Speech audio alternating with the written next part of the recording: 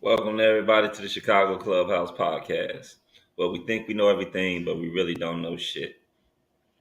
Today, some of the things we're going to be talking about are OTAs and what's going on with this whole stadium.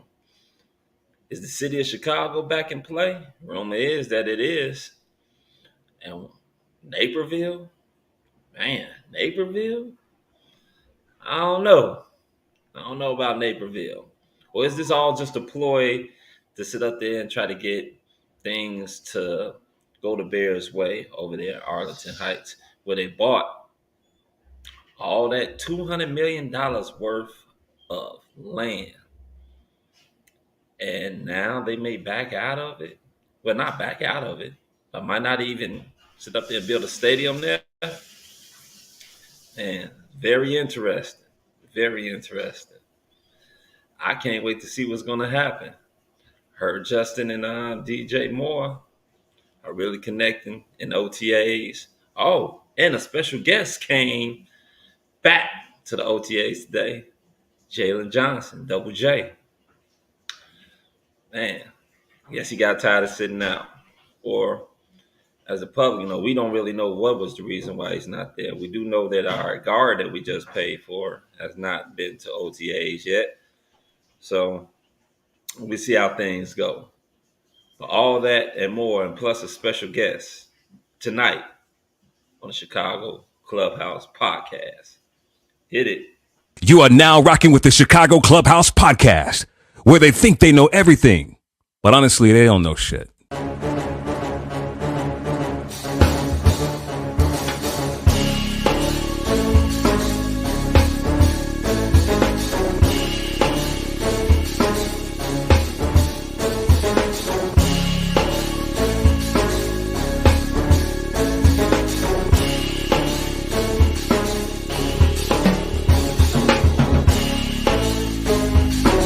These summer league games and they tell you about these new up and coming coaches. I think we should get rid of every motherfucking owner in Chicago. Enzo and Caruso, both when they are on the court, are like your defensive generals. But they need to get that strong safety who's not scared to hit somebody.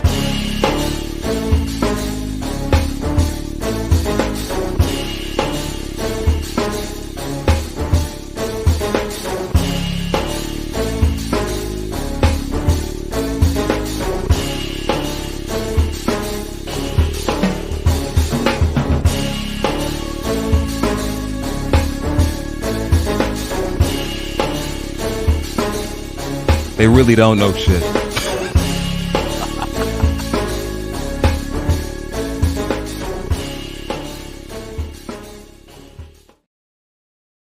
Once again, welcome to the Chicago's Clubhouse Podcast. All right. So we're going to have a special guest on, Mike the Bear fan. He will be on. We're going to talk some Bears news. We might dabble into a little bit of the Chicago Bulls as well. Word is that they did a little poll or something. They said the Bulls have the worst GM and the worst GM situation. So, I don't know. Then we're going to have our boy Frank the Tank come on, have a little Hawk talk. Sox are doing good. We ain't going to really spend too much time talking on baseball. So, without further ado, let me go ahead and bring in the All-Star squad. First up, the man that knows all the stats from the 80s, the 90s, and the 2000s. My man, JB, the stat man. Brethren, what's happening? What's going on, brother? I got to turn up my volume on this thing. Gotcha. Now, I'm doing cool, man. Just, chilling. Glad to be here. It's Tuesday. We always look forward to chopping it up. Yeah, always. Man, what's going on with the Bears and this whole stadium you did? I'm thinking okay, they going to ball Arlington. Everybody talking about Arlington.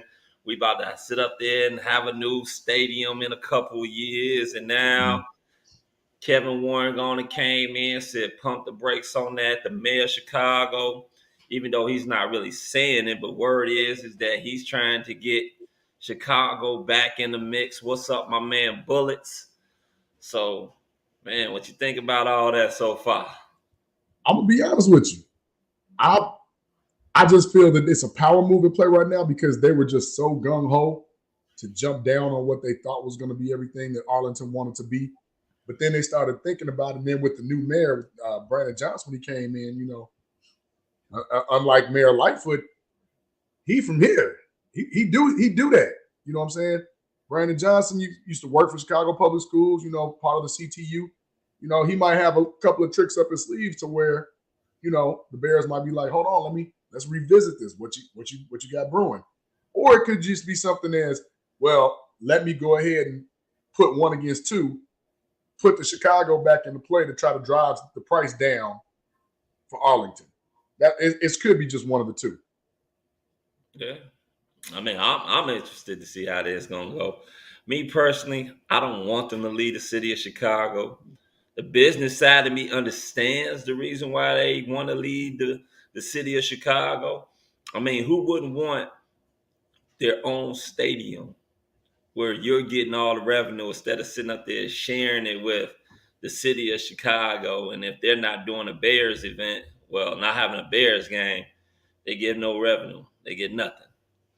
So, well, that's the thing. Like Bullets just said, they trying to do the Bears dirty, just get the deal done so they can generate billions for the community. It's a win-win.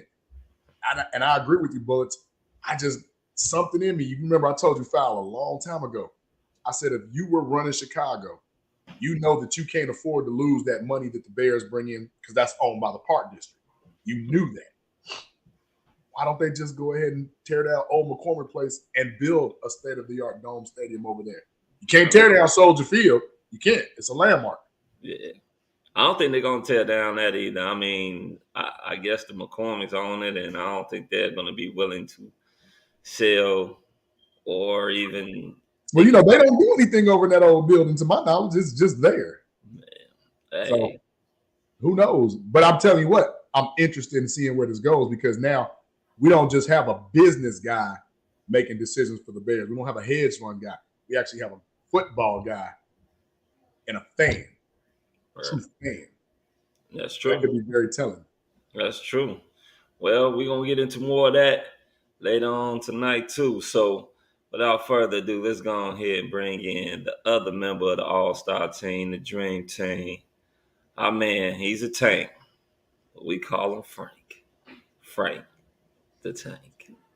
Bam. What's up, fellas? How you guys doing? Right now. Doing good, brother. How you doing?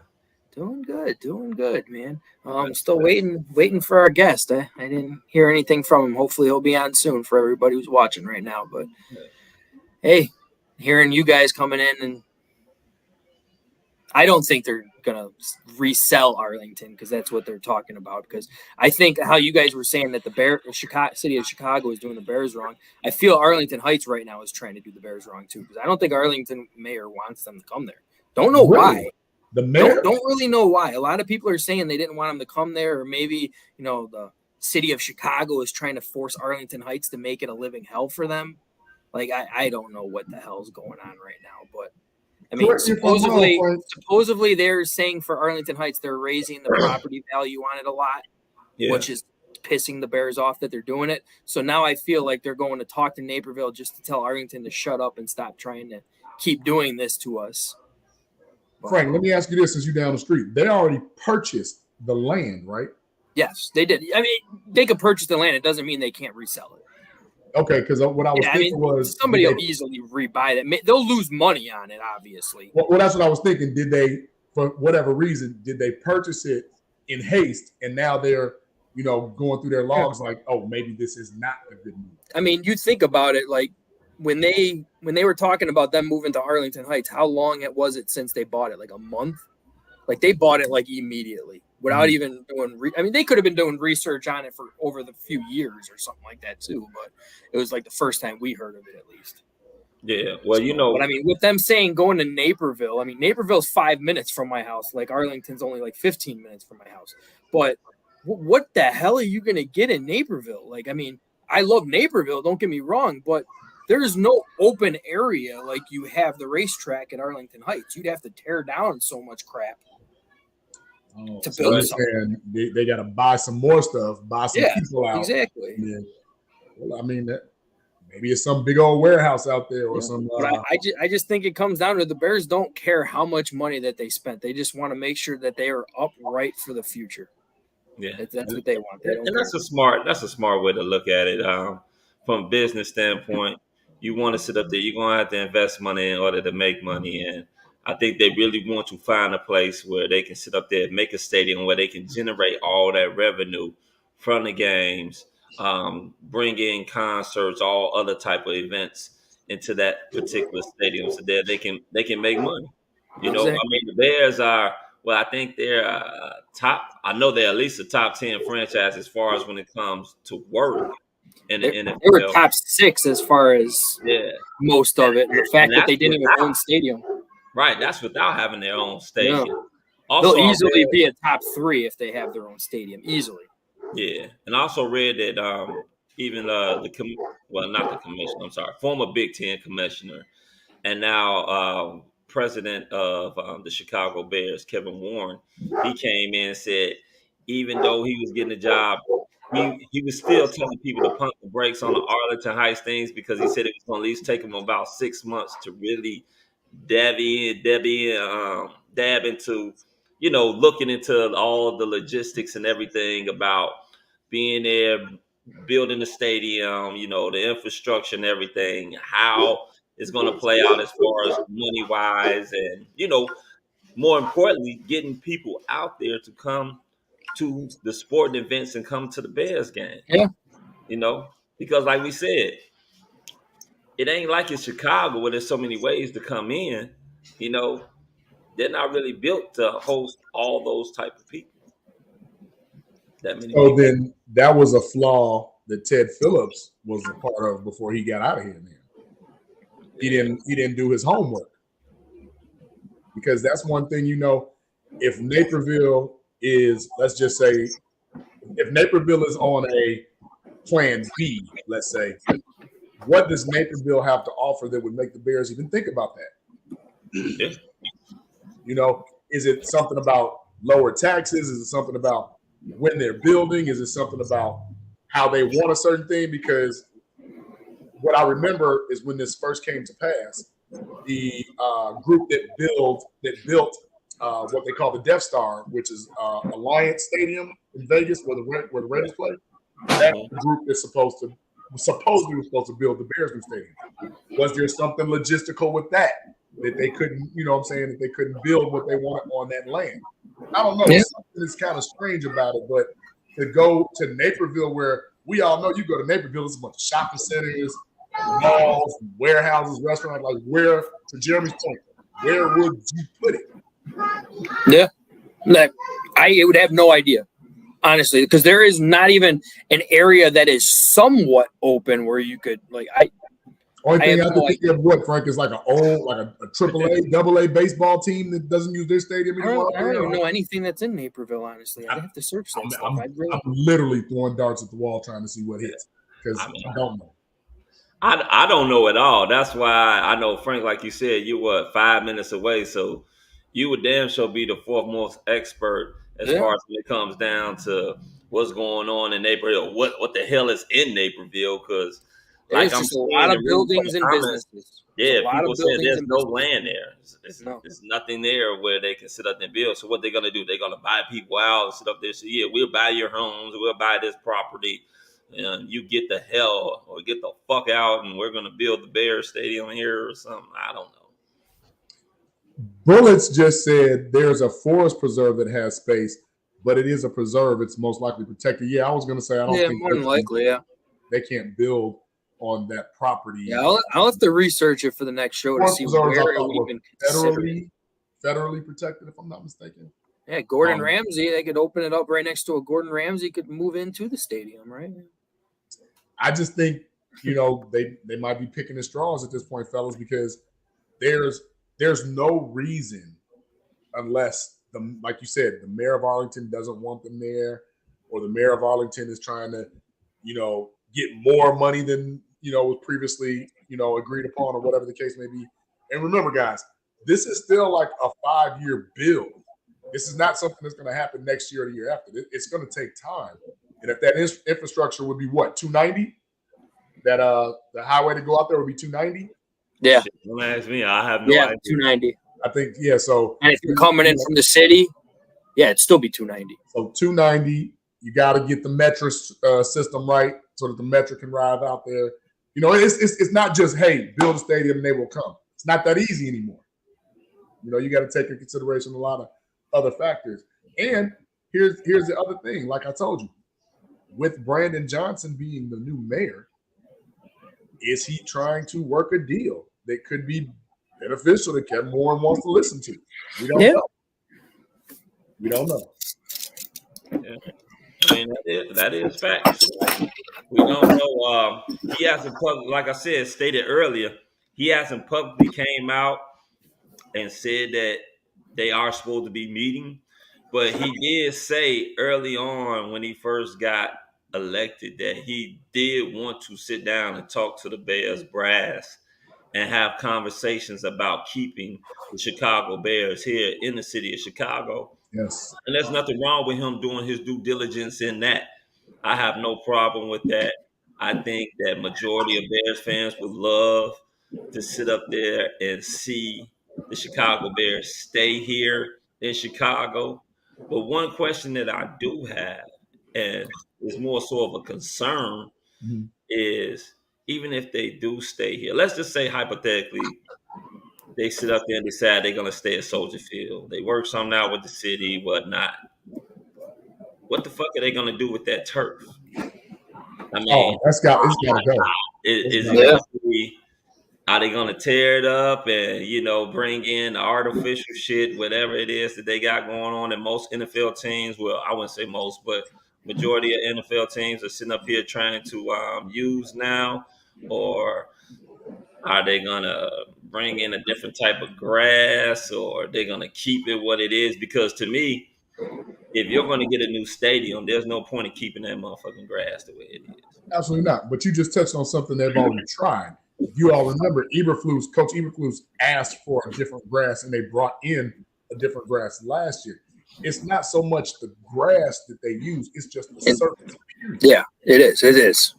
And it's the grass did help. I did hear from like a lot less negative stuff on Soldier Field's grass this past year. A little bit better, but right now you have a speedy team on both sides of the ball. Yeah. Go ahead and get that turf. Go ahead and get that field turf. Don't want to put it down there. Yeah, Trey. Trey is 100% right. Talking about them. I mean, not them. Obviously, we've gone and seen the plans for them to build, you know what I'm saying, to renovate Soldier Field yet again. I don't think you can. I thought that isn't that what they can. That's like not true. I thought they said like that they could not add to it. That's not true. The people that most recently built it said that they can't add to it. There were other people that came up with a new design that said you can expand out as far as the like the mall area and all the bells and whistles, but you can go up. So they're not 61,000, aren't they? Only 49? No, they're about 60. They're about 62. Are they 60? Okay, it could be. And then I think I read the most. It was the lowest capacity in the NFL, though. The 1 year they were trying to get a Super Bowl, they had said the only thing they could do was add extra seating on one side, which would have only barely got it to 70. So there you go. That's what I said, Bullets. The same people that built the Death Star. Yeah. And they're saying they want at least at 89,000 capacity stadium for the Bears. So again, like I told you, what they did with Lucas Oil, you know, Lucas Oil goes up. Yeah, it goes up. So maybe that's something that, you know, a different designer or a different you know, architectural group can sit there and because I think we looked in our group chat, right? We saw what the design of what the one with the big picture window in front, like it looked real nice. Well, it looked dope as hell, but you know, remember the escalator and all that? Yeah. Like it looked really nice. Again, like I said, if you can get to that 80, 89, 85, but the best thing that I saw was the first thing they did was they took that stupid spaceship thing looking off and they actually put a real dome on it. Yeah. A retractable. I think the one that we were looking at, I think that was retractable, right? It was retractable. Yes, yeah. It was. But I mean, is the city of Chicago really willing to do that? Is the question. They've been screwing over the Bears for how long now? would they actually be doing that? Or is that just trying to get them to convince to stay? And then all of a sudden they'll talk about it every year, but they won't do it. Well, and then they'll lose out on their chance to go to Arlington. Well, no. Remember, here's the problem. The Bears rent. Hey, Antonio. The Bears rent Soldier Field right now. The problem is, if you are the brand new mayor of Chicago, after coming after Lightfoot, who was just kind of can you afford to just lose $10-12 million? Can you afford to? They're going to be in big trouble. So remember, it's not about next year; it's about the projections for the years after you're in you're in office. Because what's been put in place now, this is still Lightfoot stuff. Well, so you're right. He's got a chance. But the question is, are the Bears willing to build, or is Chicago willing to build this, but are they willing to give it to the Bears? Again, here's the thing. The Bears, you can do whatever that you want in Chicago. If you don't give the stadium ownership to the Bears where they profit the money off of it, they're not going to stay. Well, that's the thing. Right now, they do make profit. They do. It's just they're renting. And there it is, Bullets. There it is. But I don't think they're going to it's actually Chicago Park District, not CPS, Chicago Park District. If they do sell it, which I doubt, but let's just say for the sake of this conversation, what is the asking price? Does it have to be somewhere near what they already paid for Arlington? And I don't know what they paid for the land in Arlington, but if they say, well, I'm just throwing out a number, we'll give you $250 million. Well, they paid $22 million for Arlington. Okay, so we'll give that's not enough. And that's not a lot. I thought it was actually a lot more than that. No, that's not enough. Because remember, the Bears pay, I think, if somebody out there knows and can look it up for sure, I want to make sure my facts are straight. But I think they pay somewhere between $8 to $12 million a year to basically rent Soldier Field. Yeah, that's insane. But then, hold on. If you had a Beyonce concert and you were the Bears, if you had the World Championship soccer and you're the Bears, yeah, Taylor Swift, who was just there. Oh yeah. If you have March Madness, if you domed it off and put change the front and have March Madness like Lucas Oil does, that's the money. Right. That's the money. Bullets, good call on that one. I was way off. He is right. It's $197 million. Okay, I'm about to say it couldn't have been 22. That sounds a little. Yeah, I don't know what the hell I was thinking. 22 is stuck in my head. That's Mike the Bear fan, dude. I thought you were our guest tonight, Chief. I sent you an invite. Did you not get it? And there it is, Jeremy. The Bears still owe Chicago $640 million. That's it right there. Now you're playing ball. You see? Now you're playing ball. All right, Mike, just let me know when you get on, man. I sent you the invite. Hop on when you can, Chief. Thanks, Mike, for chiming in. We appreciate it. See you soon, brother. But that's where I said, it's got to be something that nobody thought about or nobody knew about. I didn't know I thought it was a year-to-year thing. I didn't know that the Bears owed $640 million to the city of Chicago. Yeah, that's because, like you said, they got that contract, and that contract runs out. And I forgot what year. I thought it ran out soon. It was 2030, I think. I thought it ran out soon. Yeah, I thought the stadium thing ended with Chicago was 2030. But they saw the opportunity with Arlington Heights being on the market, and they weren't letting that pass. So that brings up another point, fellas. So did Ted Phillips hastily renew a contract that he knew was bad? Or two, does some of that $640 million come into play because you're breaking the contract early? Nah, from what I was reading, they can break the contract.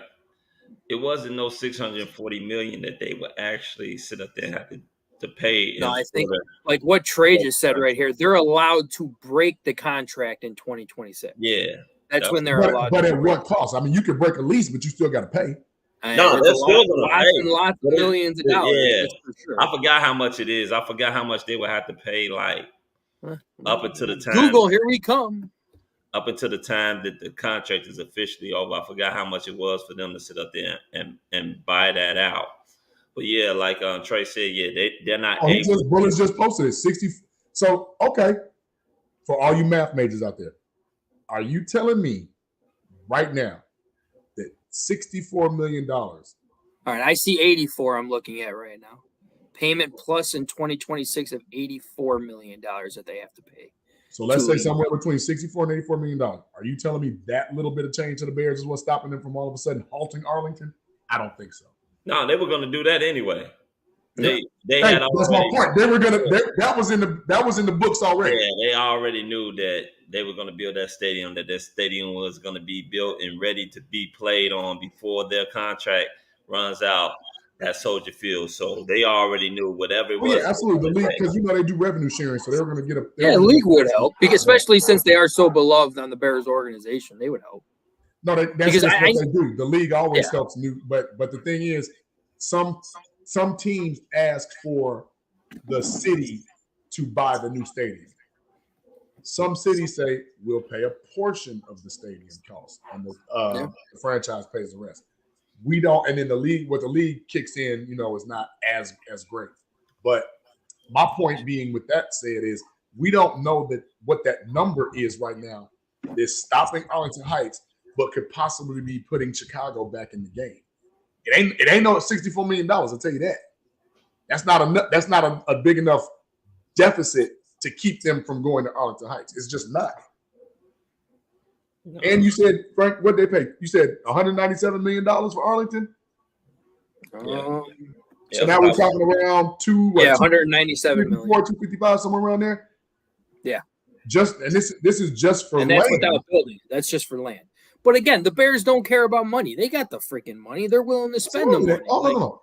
Absolutely, they have money. Yeah. That's not the question. I'm talking about the economic part of it, the entrepreneurship part about it. Because now it's something where that you're telling me, like if I rent from Chris right now, and then Chris tell me, well, shoot, JB, I don't want this no more, man. Go on, rent to own. Rent to own. I'm intrigued because I was about to go to Frank and buy his house. So now Fowl won't want to stop me. How much you paying? But that's my point. Fowl is going to try to entice me to not leave him and leave the income that I'm giving him to go buy from you. We're going to come up with a deal so that you can still put a couple of dollars in your pocket. Yeah. That's what I feel that the city is doing right now. And Brandon Johnson is very, very smart for doing that. Well, you know what? That you are absolutely right. It's a lot of things that's going on behind the scenes. A lot of games are being played, and to hear another person's thoughts about it, let's go ahead and bring in our special guest, Mike the Bear fan. What's up, Mike? Mike, what's happening? What's going on, fellas? Drive home safe from work, I'm hoping. You didn't rush home from work, did you? Oh, dude, I work seasonal pretty much, so this is my seasonal top job, so this is what I got to do. Sometimes I don't know what time I get off most of the time, but try turning your phone a little bit to get the full widescreen. There we go. Perfect. So we already chimed in a little bit talking about the stadium. What's your take on it now that all this is going on? Because I think mostly all of us agree that it's just the Bears trying to get Arlington to lower the property value, probably. Do something. I think it's going to be a battle. I don't think they're going to go in Naperville. You guys were saying there ain't really nowhere to go. You know what I mean? It's not big enough. And Arlington is big enough. It's just, like you said, the property taxes. They only want to, pay $30 million in taxes instead of $300 million or something like that. I don't know the exact number, but I mean, it's just hardball. I personally think it's going to go. Like you said, it takes 5 years. It's just a money thing. I don't see them staying in Chicago. They've battled for years. They have not taken up with the field very good. It's like trash. You know what I mean? In my view, I've been to a lot of games, and a lot of players say the same thing when they come to Chicago. We talk about that all the time with people. We need to host a Super Bowl. We need to host a draft. We need bigger and better. I don't think structure-wise they can build bigger and better to hold that capacity. You know what I mean? And I don't think the Park District is going to sell out. That's just my opinion. They've always had a percentage of the Bears, which they get a lot of money from the Bears. And the McCaskey family's been in here the longest forever, so they want a piece of it. Yeah, they only bought for $100 or whatnot, you know what I mean? They're worth billions now, but they want less people's hand in the cookie jar. then they can do other things. You know what I mean? But that's my opinion. And it is nice to say that they are really trying to get with this generation. Even the old McCaskies are trying to get out of the dinosaur ages and actually get a stadium that, no offense, people do want to travel to come to. Because what they're trying to do in Arlington, like, my God, man, that thing is going to be a beautiful stadium where it's going to be in the top 3. I'll tell you that. Yeah. And I don't know if you guys know, but Green Bay, I believe they're on number 3 or 4. And the only reason is they won't switch their seating. They'll keep the bleachers because if not, they lose like 10, 15,000 fans. Oh, wow. I didn't know that. I knew they had done like their third, like you said. They were I go to quite a few games. My best friend's Bill the Packer fan, so we go back and forth each year to what games we're going to. So, yeah, it's great. And you know what? I didn't even know until recently, like, they do have bleachers there at Lambeau Field. I never knew that. I thought it was just regular seats. I didn't know they're like old monument type stadiums. Yeah, right? And part of the sections, depending on your seat, it's heated. So even if you go in the winter, you get heat at your feet. Oh, wow. Oh, okay. So, I mean, it's not that bad. Good. You know what I mean? You go to Chicago, you're freezing. You better be pumped up and hyped up. Beyond freezing. You have to drink a lot to prevent from that cold lakefront hitting you in the face, man. One game we went to with Mike Brown made an interception. By the time we got the hot chocolate back to the seats, it was frozen. I had that when Michael Vick was still a Falcon. When I was at that, it was negative 37 with wind chill. And I was up in the nosebleeds facing the lake, and I knew it was going to be cold, so I dressed warm, and I was all right. But I did screw up and only had one pair of socks on. My toes were done. Wait, have you been in the 400 sections in Chicago? Yeah. No, I've never been all the way to the top. It's basically it's maxed out for steepness and everything. Like, I'm a roofer. I go high up and stuff, but when you go up into those 400 sections, man, it's like sitting on the side of a cliff when nobody's around. It's up there, and it's steep. It is very steep. Right. So I was wondering, Mike, because I think someone said it on here that they were talking about as far as if they were to stay at Soldier Field, I guess they would have to build up to get those, I guess, close to 89,000 because they couldn't really move it out. So it had to continue to go up. So right. That's what I was saying. I'm like, damn, are we trying to talk to God up there?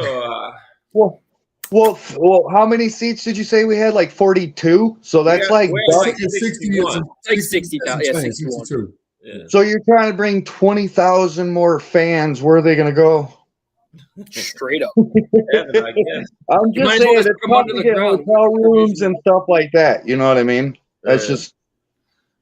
It could happen. I mean, it could happen. Any architect can come in. I mean, it could happen. I just don't see it because I think the McCaskies want control of their stadium, everything else, just like most of the other teams. And I personally don't think the Park District will sell out, buy out, because they make a lot of money. Yeah, absolutely. And I mean, one thing too, to regards with the Park District and everything, because I was one of those people who used to tailgate everything. Every single game, even when I didn't even have tickets, I would go and tailgate and watch it outside the stadium. Park District doesn't let you do that shit anymore. It's pathetic. Yeah, it used to open up at 5 a.m. I was there at 4 o'clock in the morning trying to get the best spot. Like, we're immediately cooking bacon, eggs, and drinking beer 5 o'clock in the morning. And then once it hit noon, we'd have a group of like 45, 50 people come with us, and only 2 people had tickets. And we would we'd put a big screen TV in a giant white van with a generator and would watch the game outside the stadium. And the thing was, there were thousands of people who still did that. Like, it was so much fun. And the Park District now, it opens up at 9 o'clock. The game starts at noon. You have to leave right away. Well, they started doing it. They started doing that once COVID hit, right? After COVID. No, that was like 2008. Yeah, that was 2008, I think, is when that started. Because it was like the NFC Championship game with the Saints. Like, there were some issues outside the stadium where there were literally like people renting motorhomes, bringing them and paying people for lap dances and everything. Like, it got pretty crazy out there. Well, I ain't lying. Well, you know one thing. We know one thing about the city of Chicago. It's very corrupt. And if they ain't getting their hands in none of that money, Mm-hmm. then they gonna stop that shit. And that's exactly what it sounds like. What happened? They ain't getting their cut, so they just decided to end it. One thing I will say is that I have total belief that, I mean, let's look at it. Chicago is the second city. When the city got burnt down, they brought in architects from all over the world to build what we see now. And I have no doubt that they wouldn't do a great job of having someone come in and help redesign Soldier Field.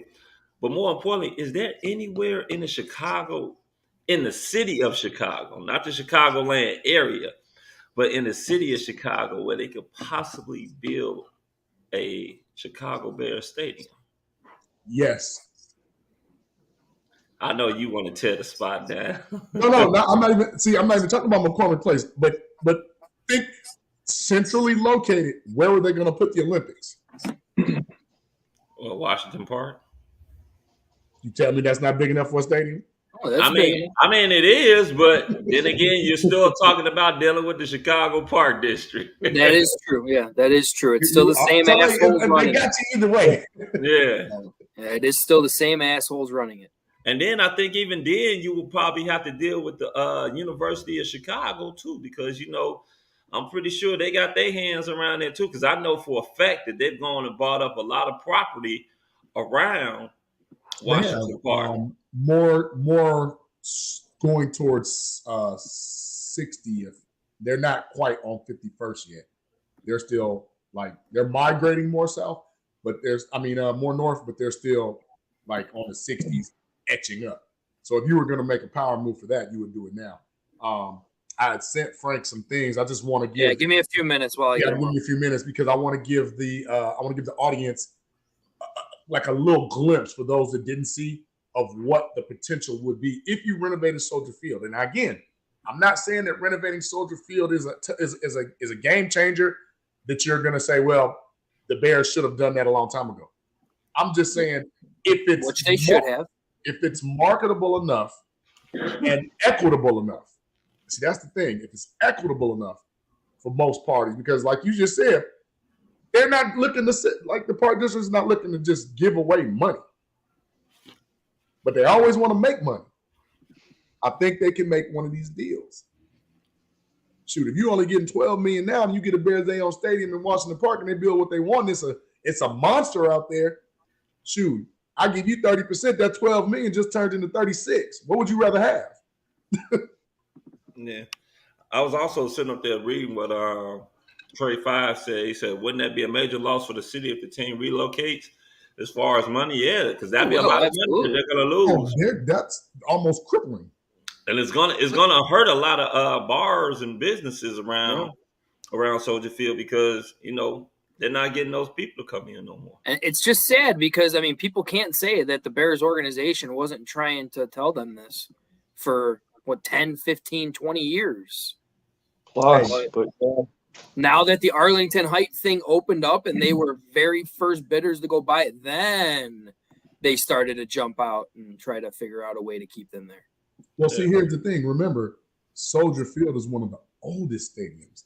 It is. So the value of the value is very, very old as far as structure is concerned. But just because the Bears play there and stuff and everything else, they're going to make money clearly because they're the number 6 franchise. Actually, no. Are they 4 now or are they 6? They're 6. They're 6 right now, and that's without owning their own stadium. Because Dallas was 1. Dallas was 1. Green Bay was. I don't think Green Bay was ahead of them. Still, Green Bay was. I don't think Green Bay can because they're not privately owned. Yeah, Green Bay was like 7 or 8 or something like that. They were still high, but I'd have to get a full listing or anybody on the chat light that up. Everybody knows Dallas is 1, and I think after the Raiders made their renovation, they actually. I was gonna say it had to be a team that built a new stadium. So I was thinking the Rams, and I think the LA Rams hit top 5. I was thinking the Rams because it's 2 teams in SoFi. Yep. Definitely thinking that. Again. Al Davis was a monster as far as business came to, so I wouldn't be surprised if the Las Vegas Raiders are up there. Okay. Frank, go ahead and Patriots for sure. Bullets. Patriots for sure. Yeah. Patriots. Go ahead, Frank, and upload those pictures. So we're gonna start off. We're gonna start off with the outdoor of renovations of what they wanted. That's not bad. God damn. You see what they did to the dome, right? They removed the UFO-looking spaceship thing and basically just put a hat on it. It's a beaut. Don't get me wrong, but it's just sad because it's a picture. You wish it could have happened a long time ago, but. And that's what I was talking about. You go up. Yeah, for like boxes are going up, it looks like there. Yeah. Well, just the stadium as a whole, Frank, because remember, it used to go out. Yep. Now it's just kind of going straight up. And then that, to me, this is the coldest picture because you open that window. With that skyline, too. Look at that skyline. Look at that. It is beautiful. Yeah. It is that beautiful. Alone, where these guys are here sitting, taking pictures, that's worth the price of admission right there. All right, we got Jeremy. Cowboys, Patriots, Rams, Giants, Bears. Sounds about right. So Bears actually hit top 5. I know last time I looked, I thought we were 4 until that renovation the Rams did. I thought we were. Yeah. I thought the Raiders. How recent was that, Jeremy? Because I thought the Raiders hit top 3 now since they did their renovation. Grogu wants it. They want to know what Grogu thinks about the renovation. What you think about the renovation, huh? He said, yeah. Speaking Grogu. All right, I guess rule goes down for the renovation. Yes, well, it says it perfectly right there. It's 100% what it is. It's all that matters on this thing is who is going to win. If they renovate that stadium to look like that, the Bears have to have majority ownership. The Knicks are at 5 bullets. Are you chiming with me here? It's not. No, we were just talking football, not overall. Oh, yeah, we were just saying football. We were just talking football because I'm Madison Square Garden. Are you kidding me? Yeah. So let's hey Mike, I wanted to talk to you. What do you think about some of the things that we've been hearing out of OTA so far? You think it's all hype, or are you excited, or are you just like, okay, it's just talk because it really doesn't mean anything? It's OTAs. I mean, like you said, it's OTAs, but at the same time, even though it's like not mandatory, I feel like you should still go because it's a team effort. You know what I mean? I personally like JJ back. Jalen Johnson's back, this week. I thought he was personally going to sit out the whole time. But, I mean, I hear a lot of DJ Moore, burning our cornerbacks and stuff like that. But I personally, I don't know about you guys. I'm not a big Vildor Kindle fan. I personally think he's fighting for his job right now and could possibly be cut. I think he lost it. I think he lost. I think he lost it. His job's gone unless there's an injury. There's no question about that. Because the other standout at OTAs is that corner that we just drafted. Yeah, his name is Tyreek Stevens, and he's but if you looked at him, he kind of coming off an injury in a way, so they're probably trying not to push him. I don't know if you guys seen it, but they're trying to move Gordon to the inside and possibly Stevenson taking that second rollover for the cornerback. So that's where they had Kyler playing majority of last year. Until Vildor and all them kept getting hurt, and then I didn't understand it because for the simple fact that when he was at Washington, he was one of the best corners in the nation. Didn't allow a touchdown pass at all. Hell, I don't even think he had a damn defensive penalty. I think in 2 seasons, right? Yeah, for 2 seasons he had not one pass interference or holding call in 2 seasons of college football. So you got a guy that was used to playing in the outside and played it at an elite level at college, and then you decide when he gets here, okay, we're gonna put him down there. Dumbest thing I've ever heard. Have him play nickel corner where he got to guard slot guys all day. And one of the reasons why he dropped in the draft was because his 40 time wasn't up to par. And a lot of those guys in the slot, they're quick, they're fast. So I think they sort of did him a disservice by putting him in the slot, and that's why he struggled a lot in the beginning last year. Yeah, and one thing I will say about Kyler Gordon, because as everybody knows, I'm a huge Kyler Gordon fan. I love Kyler Gordon. I wish that they kept him on there, and I'm not going to say I wish we didn't draft that corner, because with us drafting that corner pretty much says Kyler is going to be your permanent nickel right now. But we all know in Eberflus style system, that nickel is absolutely important, because they are out there 80+% of the time. So, and I understand that Frank. 100%. But my key thing is switching him from nickel back to outside, back to nickel, back to outside for a rookie. That is so hard to do, and one of the hardest positions to actually have at nickel. But now you're giving him a full off season of just being nickel. Hey, I mean, we'll see, because he's got the IQ, he's got the athleticism. He's a smart freaking kid. I like him running at nickel, but you got to stop flipping him. I agree with you. I love our DBs. I don't think our DBs is the problem. I personally think we're lacking defensive end. We just have a rotational system right now. We don't really have that starting defensive end. And Gibson, they're saying, he's got to step it up. Robinson's got to step it up. But in my view, Justin Jones should step it up a little bit. But if we get him some help on that defensive line, I've been saying Yannick from Indy from the beginning of the offseason. I want Yannick too, yeah.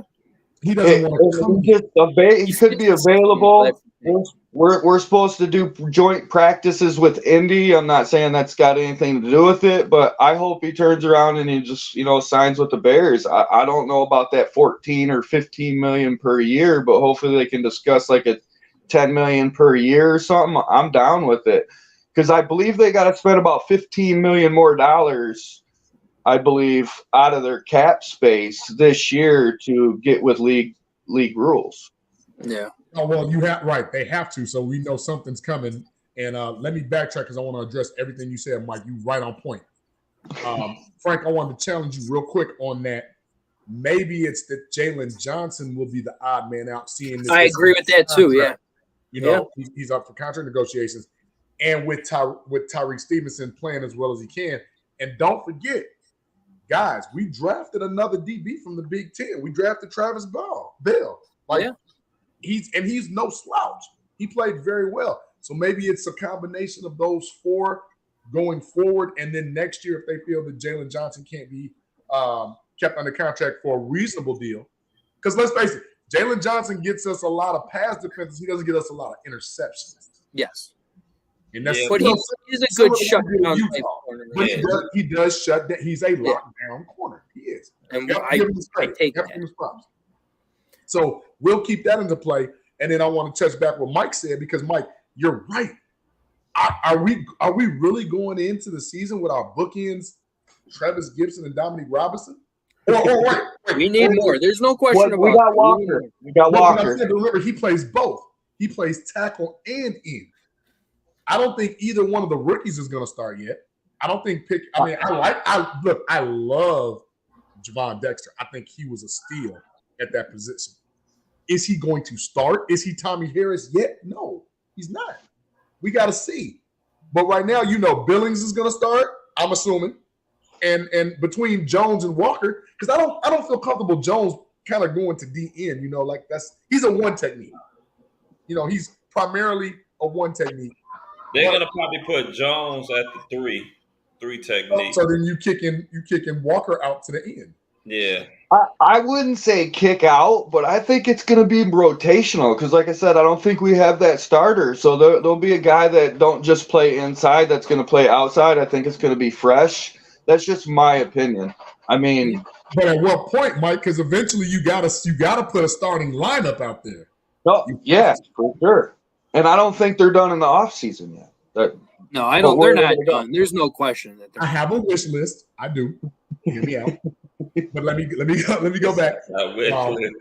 Rumors have stated that Dominique Robinson has reached out to Raheem Mathis. Y'all remember Raheem Mathis from Annapolis? Pretty, he's solid, pretty good, defender over his years. He's reached out to him to get some work.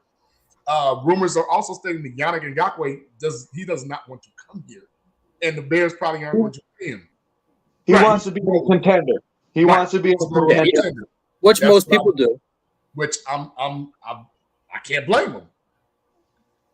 I'm saying, if we always talk, especially me on this show, I would like to bring somebody that's impactful and some veteran presence. I would give Frank Clark $5 or $6 million and say, hey, come on.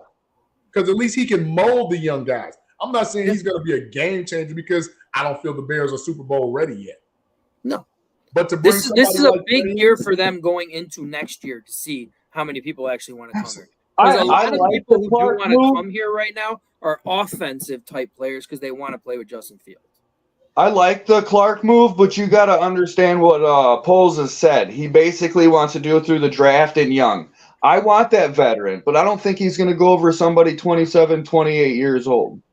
well, but then we're hoping it's kind of like we're wishing on a hope and a prayer, because then the younger crowd that we have, unless Noah Sewell turns out to be like this defensive end that we didn't know he could be, which I liked him because I watched Pac-12 football on Saturday nights, and he was all over the place. He played everything. Great athleticism that guy has. He was a problem, right?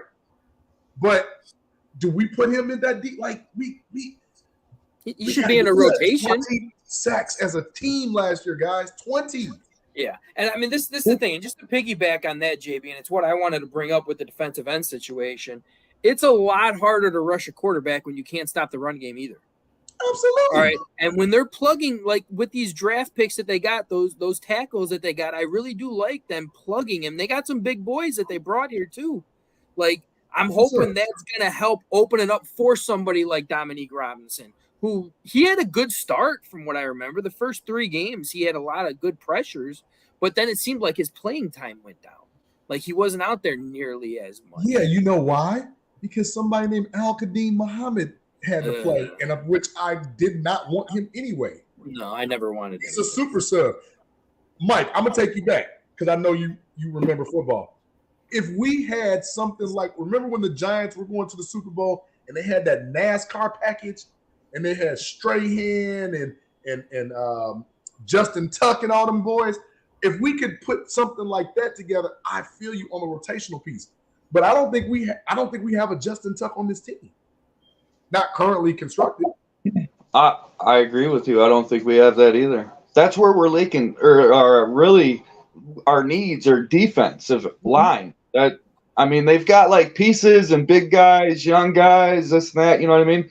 Justin Jones kind of fell off for what we paid him. You know what I mean? Like I believe he should have done better. Well, remember, he was an afterthought. We didn't want him at first.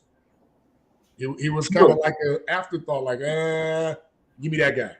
Which I didn't expect a lot out of Justin Jones. I just knew he played hard. But 20 sacks, and the guy and Walker that we got, even though at Tennessee, I don't even know what was going on with Tennessee last year. He only had, and I say only, but he only had 7 sacks. But that was more than anybody on the Bears. That was damn near the whole Bears. The whole front line for sure. Yeah. You know? But like, I'm just there. You go. That's what I'm saying. Bullets. I'm saying the reason why is because Yannick is going to want too much money, and he wants to be in a contending position. Yannick is somebody I can see going to the Jets, who got a couple dollars to spend. Maybe going to the Saints because the Saints, look, that division is all but theirs. You know what I'm saying? I don't see him coming to us just to say, "Oh, that was my old coach. I want to play with him." Well, no, I'm not saying that. I mean, we're just a few pieces away. I believe it's a 2-year system to get really competitive. But what they did in the offseason on, the Moore trading down, I mean, Moore is a number 1 receiver. And if Claypool can even step it up a little bit, I don't know what happened last year, if he couldn't figure out the playbook or what, but hopefully they can, Claypool, Mooney to the slot. You know what I mean? Those 3 right there, that's a pretty good duo. Then you got Komet and Kanyon. There's no excuse on the weapons. And to add to the offensive line to protect Justin Fields, I don't think our offense is going to be an issue. I just think the defensive line's an issue. I like our defensive backs. I like our linebackers.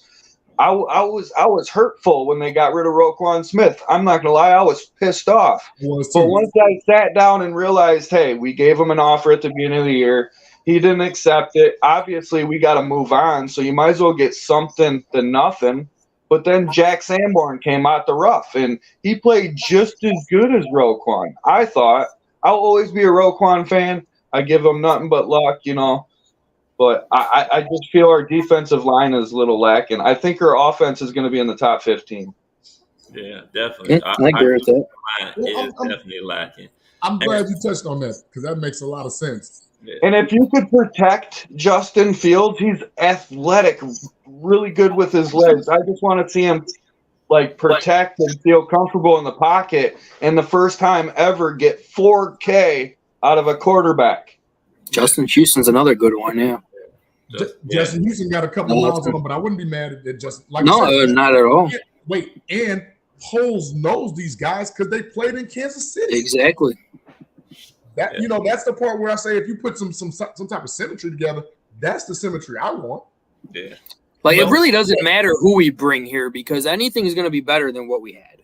True, and Clark wants Yannick money too. So if you're talking about just money, Frank's going to be a pretty penny too. Yeah. I would pick myself as a pretty penny. I don't think Frank. So right now, in my opinion, Frank the Tank should be up in there. Frank Clark might be a mercenary for a contending team, right? But for us, we have the luxury to give him a couple of dollars to say, "Hey, come coach us, come help us out, man."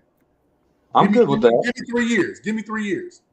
Well, I don't think, tell you the truth, to be honest with you, I do agree with you guys. We do need a couple guys that have veteran presence that's gone and won on a high level. We don't need no guy that's, saying we got young guys. We need some veterans that's come in here and teach these guys exactly how it is to play that position, how to be professionals, and to play situational football. We need that. Frank Clark would be great. Justin Houston would be good. If we could get Yannick, that'd be awesome as well. But we got to sit up there. We got to get these veteran guys in there. Also, I'm not going to be so quick. Like the thing about the NFL, it's so crazy and it's so unpredictable. Mm-hmm. One team that always gives me fucking hope is the Cincinnati Bengals. The fucking Cincinnati Horrible. Bengals. Yeah. Who the fuck thought that Cincinnati was going to go to the fucking Super Bowl the year they went to the fuck? Who the fuck thought Cincinnati was going to make the fucking playoffs, let alone the fucking Super Bowl? Yeah, they were one of the worst teams in the NFL the year before that. And that's what I'm sitting up there saying. So I know everybody say, we may be 1 or 2 years. We may. We may not be. Yeah. It's just that simple. It relies on JF1. Yeah, because I'm telling you right now, that year that Cincinnati went to the Super Bowl, besides Joe Burrow, besides Jamar Chase, who the fuck did they really have that you knew before then that was on their fucking squad? Yeah. I mean, see, I wouldn't. That's a good point. I more compare it to the Jags. They were dead last, and then they were fighting for a playoff spot. Got in the playoffs. I'm not saying they didn't deserve it, but they made it. I feel like the Bears could do that. I got them at winning 9 games this year, possibly 10, depending. And we could get. I'm not saying we're winning the division, but we could get a wild card if. I'm not saying you can't really come out and say they can't win the division though either, because with Aaron Rodgers leaving, the Lions we expect to be good, but they're still the Lions. Like you just don't know. When people give them high hopes, they shit the bed. That's what they're known for. You do say the Lions is the Lions, but I mean they've made a lot of changes, and like you said, they look good on paper. Now perform. Last year they looked decent, then they kind of fell off, and then they're like, "All right, hey, you beat Aaron Rodgers to get him out of the playoffs. They did something." Yeah, they had a solid year. They finished strong. I just think they have the most solid roster in the NFC North. Like I'm not trying to be like, "Oh, the Bears for sure." I'm hoping the Bears for sure. I just think the Lions got the better roster right now. Because you're a realist, and that's what we really have to be. We have to put our fandom to the side. Yeah. And say, Now Bullets right there just says Cincy has been drafting smart, and no doubt they have. But once again, Bullets, who the fuck would have thought that Cincinnati was? First of all, we beat Cincinnati the year they went to the fucking Super Bowl. We did. We did. Yeah. So who the fuck would have thought that Cincinnati would have went to the Super Bowl? Yeah. That was going to the playoffs. I know they gone and drafted smart and got whoever they got, but they didn't have those guys. It wasn't like they had top rookies, like their rookies were just, oh man, so outstanding. They were all pros or Pro Bowlers or something like that, like the year before. They didn't. They had Joe Burrow. Joe Mixon was all right, but Joe Mixon was a running back that stayed hurt. Yeah, And then when he was in, he was good. They kind of did build smart. Burrow, if I'm not mistaken, Burrow's first year he got hurt, right? He was lighting it up his first year. Yeah, he like tore his ACL before he got hurt. Right. Yeah, he was lighting it up. So, like I said, but you knew he was coming. Yeah, you knew that he was coming, but that's did anyone expect him to come that quickly though? He came pretty damn quick. After what he did at LSU, you damn right I expected him to come like that. There's a lot of people who have done that in college that really did not do that. Ain't nobody did that. Went from Ohio State to starting and winning the national championship. Ain't nobody did that. Yeah, a lot of it is about the draft, and you guys can remember, we got Ryan Poles. Who do you think helped that Kansas City Chiefs lineup get so good? Poles. His specialty is drafting. So everything that Poles has been doing, like what he come in with only 5 draft picks and then turn it around into like 9 or 11. 11, yeah. And he had a good draft, and we didn't even have a first round pick. And what we ranked like 7th or 9th best draft of that season, and we didn't even have a first round. Those draft picks he had were projected first round picks in Kyler Gordon and Brisker. Right, I love a lot of people with first round picks. Yeah. Hey, can you guys put up Harry's comment again? I love Harry the Greek, man. If the Bears can develop a pass rush, the division is not out of the question. It will be tight between the Vikings, y'all didn't catch that, and the Bears. Detroit will regress next year. Play under on the total wins for the Lions. Bank it. Hey, Harry, love. We got to get Harry on.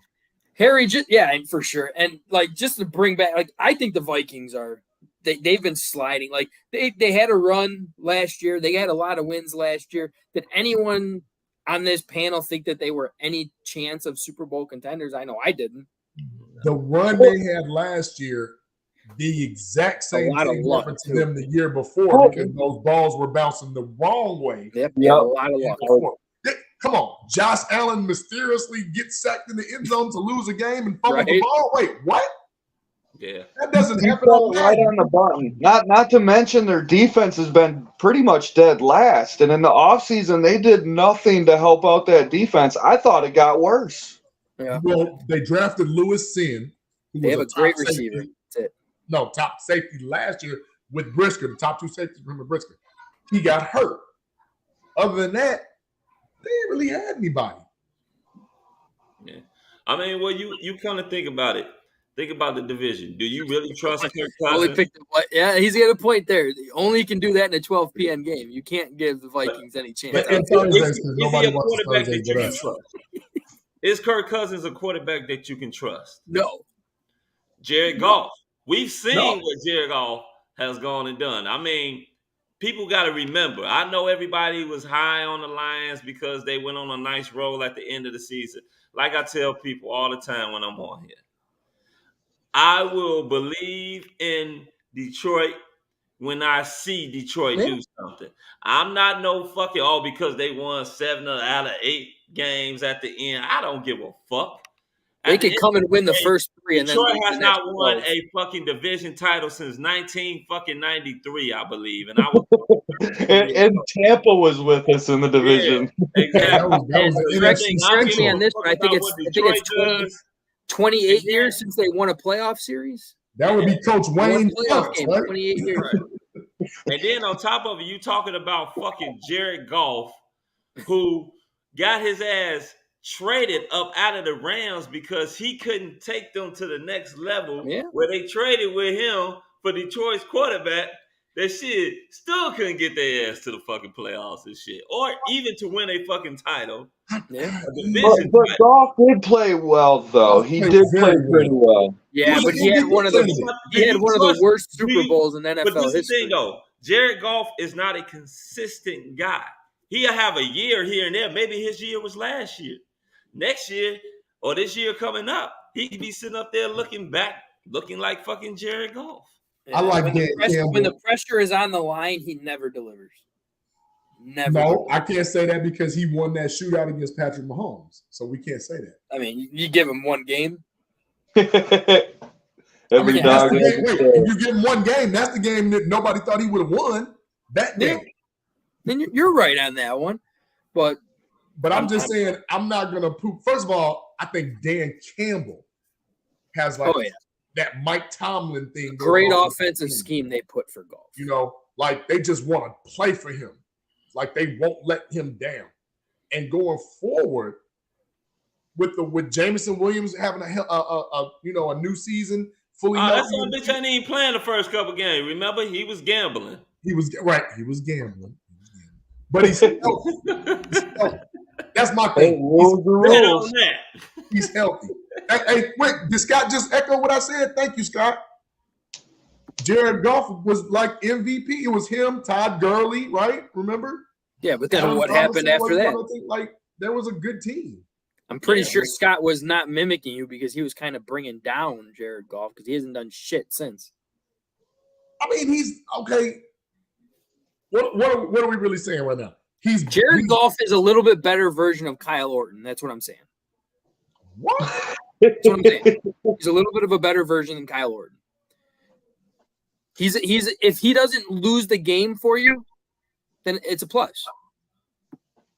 I don't think Jared Goff is shit. Quote me on that. What? Hey, Jared, you watching? Quote me on that. You suck. I knew you, Frank. You said Jared Goff is a step above Kyle Orton. A little step. Just a little step.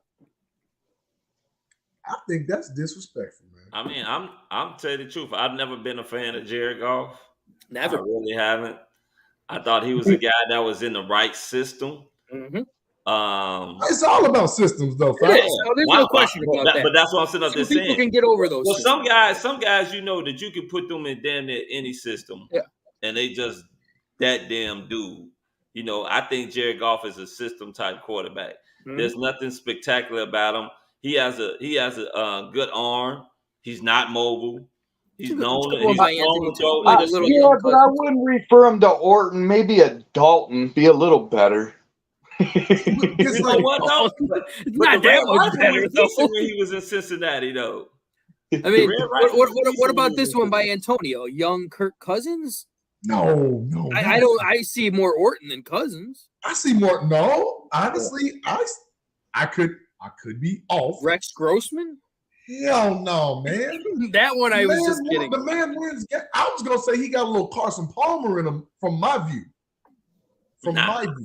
Nah. I can see it. He'd be a step below. Because I put it to you like this: when Carson Palmer was Carson Palmer before that fucking injury, he was way better than Jared. Well, then we're saying Carson Palmer after the injury.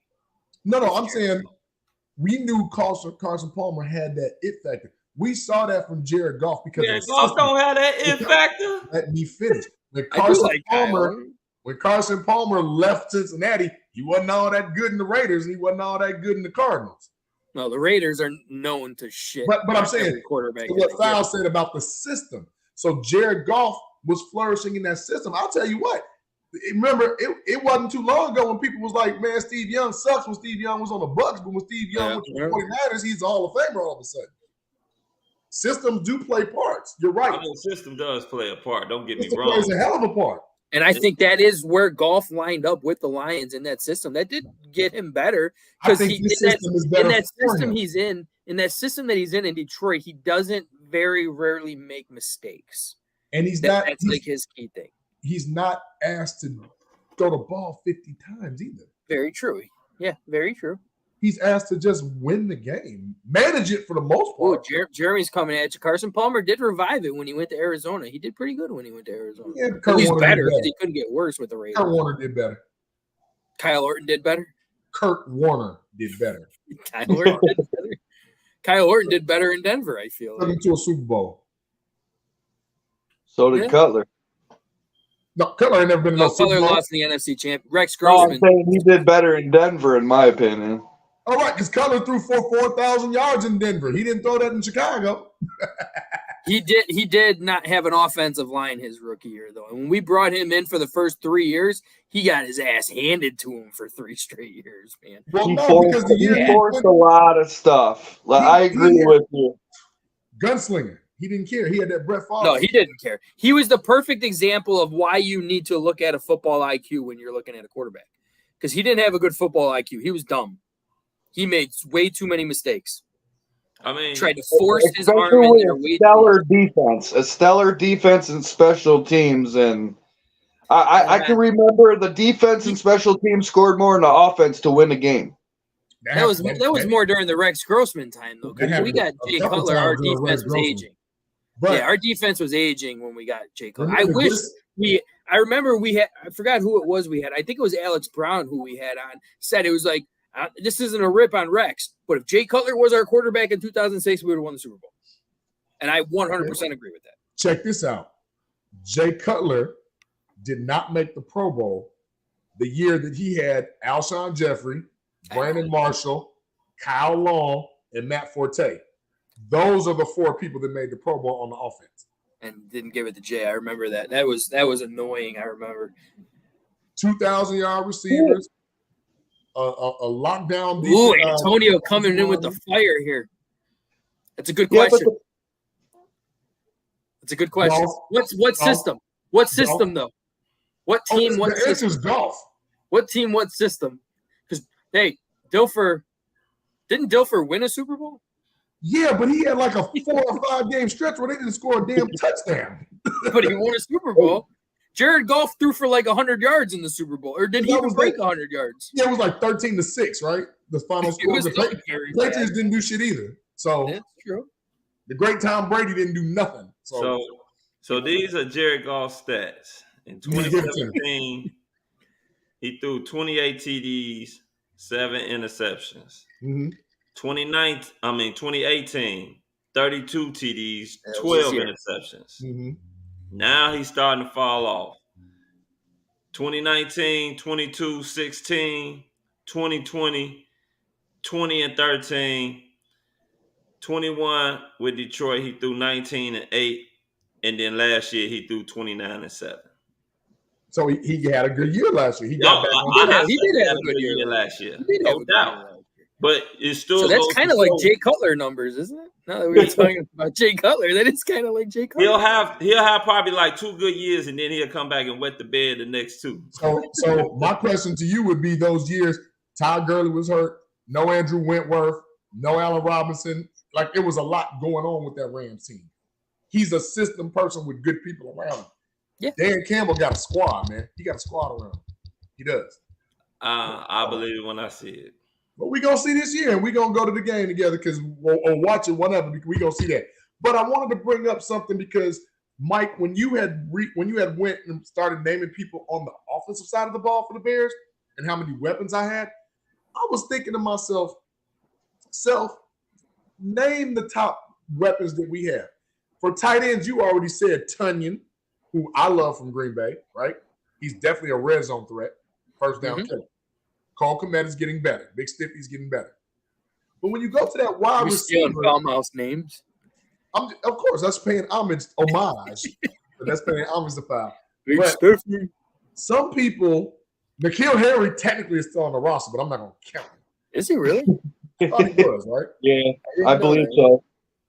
But Pettis is still on the roster. We know special team, whatever. Oh, look, as soon as we talk about golf. This guy comes on. Don Bird, he just gave you credit. Did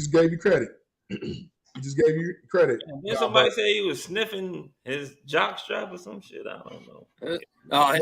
Somebody was sniffing jock. I know the Lions beat us 2 games last year, so we can't talk. They swept us. DeAndre Swift had his way with us, but that's another story. But here's the thing that I'm looking at, fellas.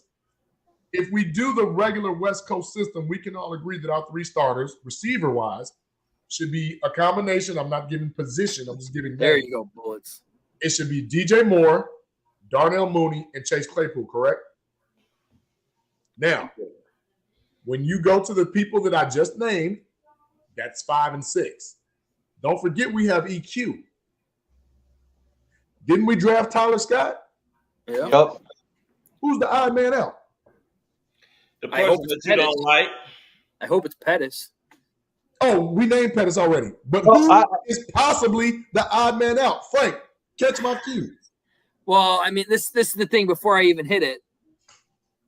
Next time you hear grown folks talking, shut the fuck up here. Are you really going to cut him that quickly, man? Hi, I'm David Jones. I just said he's looking like the odd man out. Actually, to be honest with you, he's really not.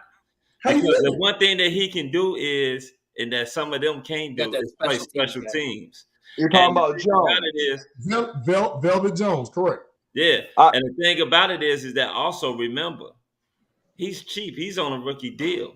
I would get rid of That's Dante why you can Pettis. get him, because he's not going to hurt you. Yeah, but I would get rid of Dante Pettis before I get rid of Dante Pettis costs more than Velas does. Dante He Pettis showed is an actual productive punt returner. He's your special teams punt returner. But Velas, if he can catch the ball, is a better punter. Well, he started off rough, but he got better as the year went on. Yeah, he He did. sure the fuck did.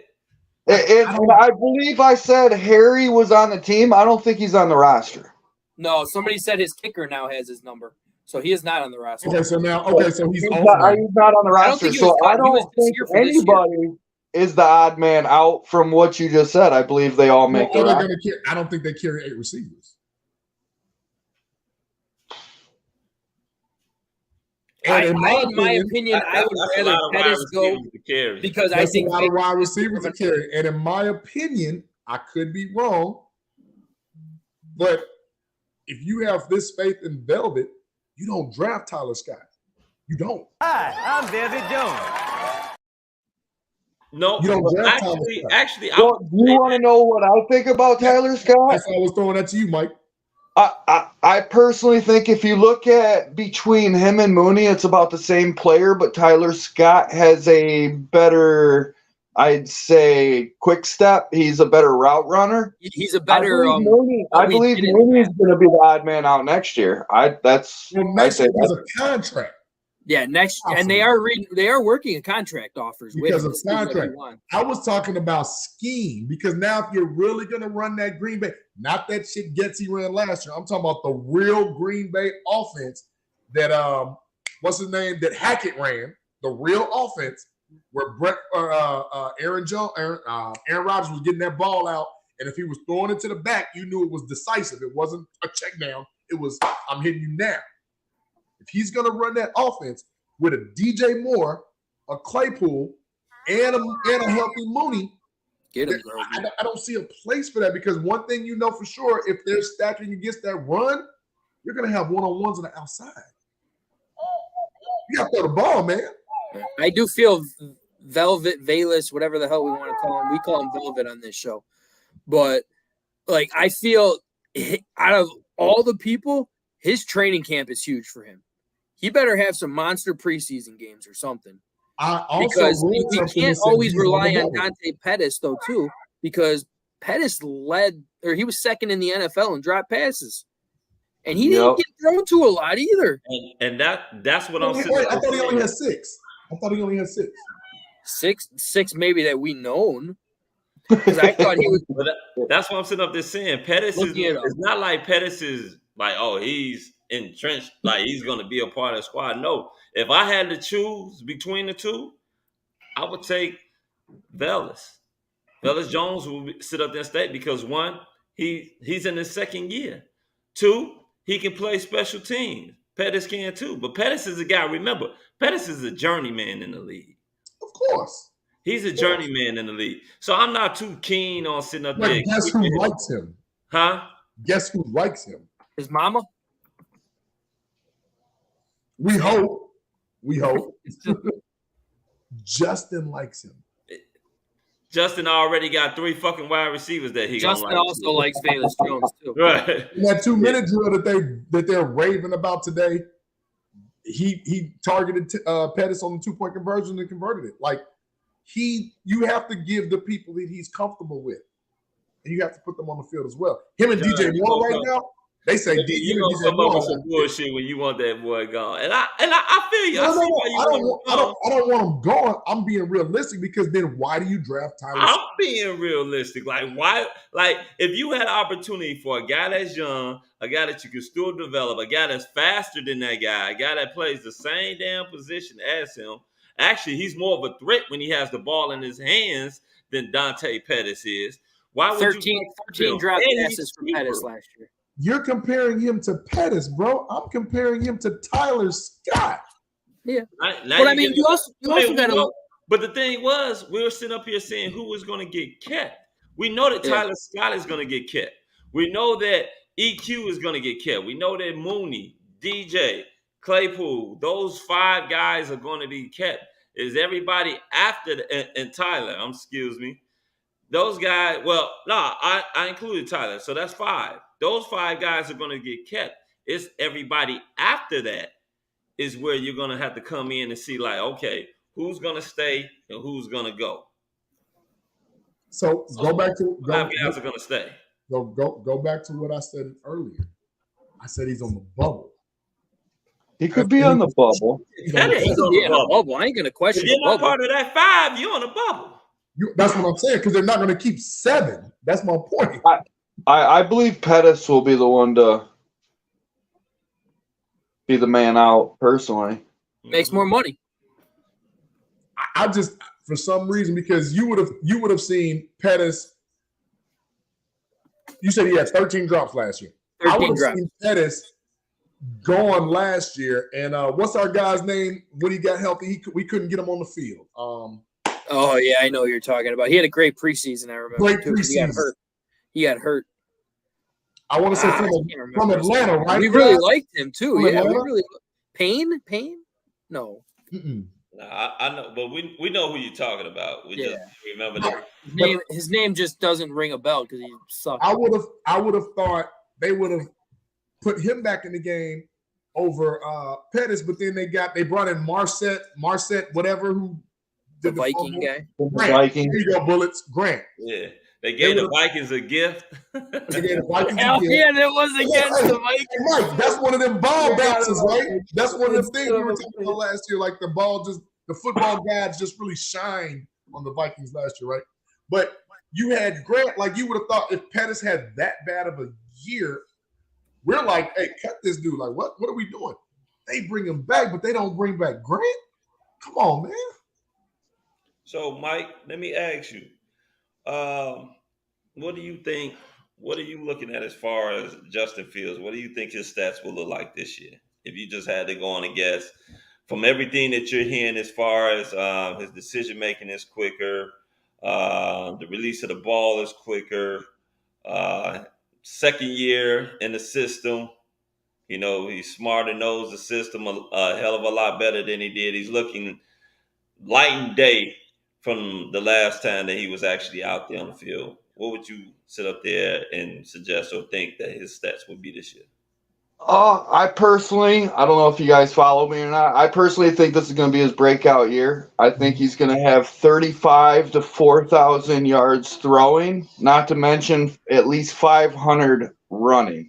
That's my opinion. And why I say that is the weapons, not just the weapons, but I love the Cody Whitehair move back to center because that's where he was a Pro Bowler. Agreed. You know what I mean? He's saying he's comfortable. He'll basically play wherever you want him to play. That's just a team player. With the injuries of the offensive line last year with Jenkins, Broom, it was like juggling. We had one player last year, which is a rookie, Braxton Jones, the only player on the offensive line to play basically every snap on the offense. Yes. He was only one of 2 players in the entire NFL who played every single snap on offense. Right. But we got Lucas we got him from the pack. He's good. He didn't turn out very good. You know what I mean? Jenkins plays well when he's not hurt. His PFF ranking is pretty high. You know what I mean? Then we got Davis he's a top 15 guard, I believe, in the NFL. Then we just turned around in the draft and got the tackle that Justin Fields needed to be protected. Darnell I Wright. personally think they're going to have a top 10 offensive line. So if that could happen and the receivers and everything we have, like, I believe it's his breakout year. And say so happens it doesn't. You got to remember next year we have 2 first-round picks. Marvin Harrison Jr. Well, that's also going to be with AKA you're going to lose either Darnell Mooney or Chase Claypool. One of them are going to be gone. I think it's going to be multiple. There's numerous I'm just saying players guaranteed one of them because those are going to ask for money. They're going to ask for some good money. Right, and Komet, I believe they're ranking a ninth overall tight end, and we don't use our tight end to pay a tight end ninth in the league. Yeah, he did. The last time I checked, he was going to be ninth in the league. Into the season, I'm about to say, okay. Yeah, he's ranked pretty high amongst tight ends because of his pass blocking ability and how much they had him blocking last year. Right, but you're gonna pay him in between $9 and $12 million just to block. No. No, you're going to need more from him. He did have a good year last year, though. A lot of people. He did. I like that. I don't think we're going to re-sign everybody. I think there's only going to be a couple guys with extensions, and he's going to go get new guys. Next year we got almost $100 million next year as well. Yeah, they got over $100 million next year without any extensions. They got like close to I think 100 and. I think it was 103, 104 or something like that. Yeah, just right. We get that boost next year. Oh, not even counting the boost. So yeah, I think the salary cap boost is going to be going up next year too, with TV rights or something like that. So that would be nice. Yeah. But I mean, that's another thing, and this is another thing I wanted to ask. Like, say Justin Fields, 3,500 yards, we'll say 600-700 rushing yards. 30 plus touchdowns, only to 11, 12 interceptions. What do you do this offseason?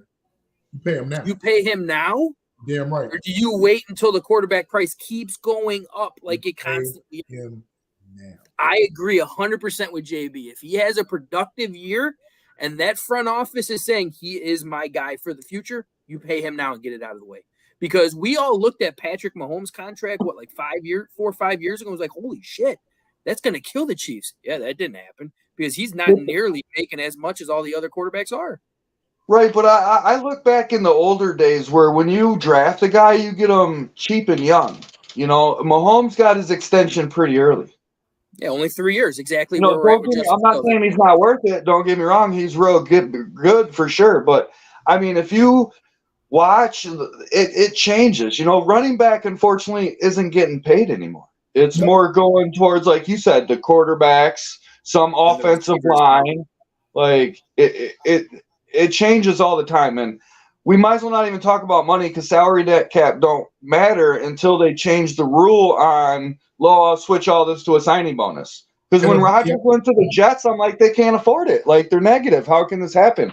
And when the trade actually happened, and I looked, I'm like, how are they only -9? I'm not understanding this. They switched 85-90% of his salary into a signing bonus. Here, we'll keep it under the deal. Like, there's got to be something that the NFL fixes because we have a cap and a cap for a reason. Yeah. It shouldn't matter how big my pocket is. It shouldn't, but unfortunately, it's not like baseball where if you got it, you can pay it. Exactly. That's the one thing that drives me nuts about baseball. That's the one thing. That's basically how it is. Because as long as the owner is willing to switch it over to a signing bonus, they can spend as much as they want. Yeah, you're right. And I want to ask you guys. I'm gonna answer Antonio's question too. In my opinion, here, that's what I'm talking about. Though, if you wait 2 more years, you might have to pay him Lamar Jackson caliber money. But if you're talking about at the end of this year, is he worth Lamar Jackson type money? No. Which is why you lock him up early. Well, not necessarily. Because let's just say hypothetically he comes out and has an MVP type season. He might not sign either. He might wait. But if he comes this is one thing that's gonna trip me out about Justin. It's gonna tell me a lot. If he actually gets down to nuances of playing a quarterback and passing that ball, you can kiss them goddamn rushing yards goodbye because he is not, and I repeat, 100%. he is not a running quarterback. Say that again for the people out Not back. like to run. He only did it out of necessity last year. That I fucker love having that in his arsenal. bad. Don't get me wrong. Love having that in his arsenal. But I'm saying 4,200 all-purpose yards is what I combined as far as Justin Fields next year. Yeah, 3,500 passing and 6. 35 rushing. and say 700 rushing for next year. Hopefully less. I'm cool with that as long as it's not the Cam Newton type of run. Yes, that is like the Josh Allen type of run. Or the RG3 type run. No, we damn sure don't want that. No. I can see where it gets to the point with him that he's back there passing, where fans of Chicago get frustrated because he's not running. Because he won't run. Exactly. I can see that. As long as he's completing those passes, I can give a rat's ass. I was about to say the same thing. If he's completing passes and moving down the field, I don't think the fans are going to matter. No. Anybody who knows the game of football, don't get me wrong. They're still gonna like it. But one thing that we know that fans love, they love the fucking highlights. Yeah, they love that shit. They live for that shit. It's a show. And I mean, the fucking highlights that he put on last year, where there's very few players in the NFL that literally take off from fucking defenders, where they don't catch them. Very few. Like, I mean, he's running by people and they're not catching them from behind. Well, it's tough when he's running 21, 22 miles an hour. I know, right? And who was it? The Packers? The Packers Pro Bowl corner was just like, damn, dude, I did not know he can run that Johnny fast. Alexander, yes. Yeah, he was straight upset. He was like, I didn't know he can run that fast.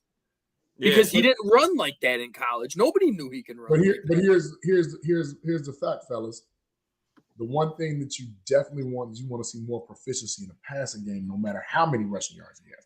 You want to see the proficiency, not the prolificness, but the proficiency in the passing game. Yeah. The second thing is, as far as the money is concerned, well, if you look at what Lamar did, Lamar has had multiple playoff appearances. I think he's got 1 or 2 playoff wins, but he also has an MVP under his belt. That changes things.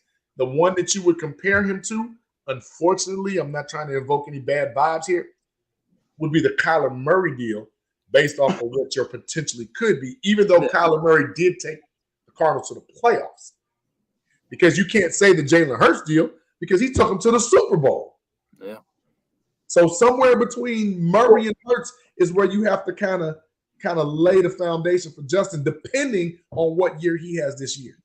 Well, Justin Fields is going to have to be number one in everything because it's tough. I don't know why, but they don't really give a lot of Pro Bowlers to the Bears. Look, for instance, look at Roquan Smith. As soon as he stepped on Chicago field, he was the number one tackler every year from his rookie year. He did not make the Pro Bowl until he went to Baltimore.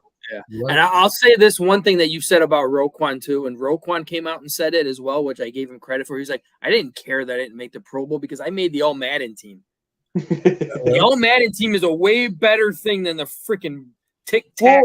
Well, I mean, think of the Pro Bowl though. The Pro Bowl is no offense, it's boring. I thought the flag football and I thought the dodgeball was cool. I didn't really care for the water balloon contest, but they need more challenges. Different, right? Right, Mike? It was different, right?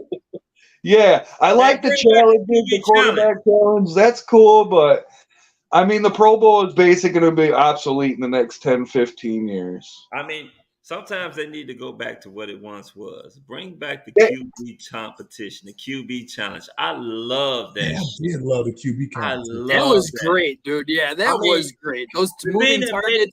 The thing that made it so great was the people that you put on as the faces of the franchise of the NFL are the fucking QBs. Yeah. So why don't you sit up there and I love to see a competition with Pat Mahomes in there, Josh Allen in there, Lamar Jackson in there. Those people don't even want to go to the Herbert, Burrow. Put that shit back in there. Bring that shit back. People wants to sit up there and see that. Well, right. Well, it hurt the Pro Bowl because a lot of players didn't want to go and lose their career on a dumb injury. So it was like a non-contact kind of thing. You know what I mean? Pro Bowl really is Robert Edwards, the running back for the Patriots, they were doing the beach football thing. Yeah, Yep. I think he went to his ACL or his Achilles or something. His whole knee. Yeah, whole everything thing. changed. Yeah, everything changed. But I remember ABC Quarterback's Challenge in Hawaii, Randall Cunningham throwing the ball 77 yards in the rain on that. And then like a year or two later, Vinny Testaverde threw it 80 yards. Like, that's what I'm talking about. Like, let's see some more of that. Like you said, Fal. Let's get some more of that going on, because other than now, it's I don't like it. Like, the flag football shit was terrible. That was so awful. That was so awful. NFL blitz or something. Like, that was so awful. It was very similar to like the Pro Bowl was anyway. I mean, you could blow a knee in that shit. You can. We played flag football. Look how many fucking people we know that sit up there going for ACLs and Achilles and all types. You're trying to cut like crazy in flag football, man. You could really hurt yourself in flag football. Why not just do a freaking, a little beanbag tournament, for God's sake? Something stupid like that. Little cornhole? Yeah, a little cornhole. But, you sit up there, you talking about, owners and how much money that they invest in these players. So I sort of get why they don't want to sit up there and have players get hurt in something as harmless as flag football or beach football and things of that nature. Well, something, matter of fact, speaking of money, shit, it's time for us to pay some bills around here. Hey. So let's go ahead and hit a commercial real quick. There was a time when high standards prevailed, when excellent craftsmanship was displayed and treated with the utmost importance. Acquire the crisp, refreshing taste of Moore's Beer. Moore's Beer. Raise your standards.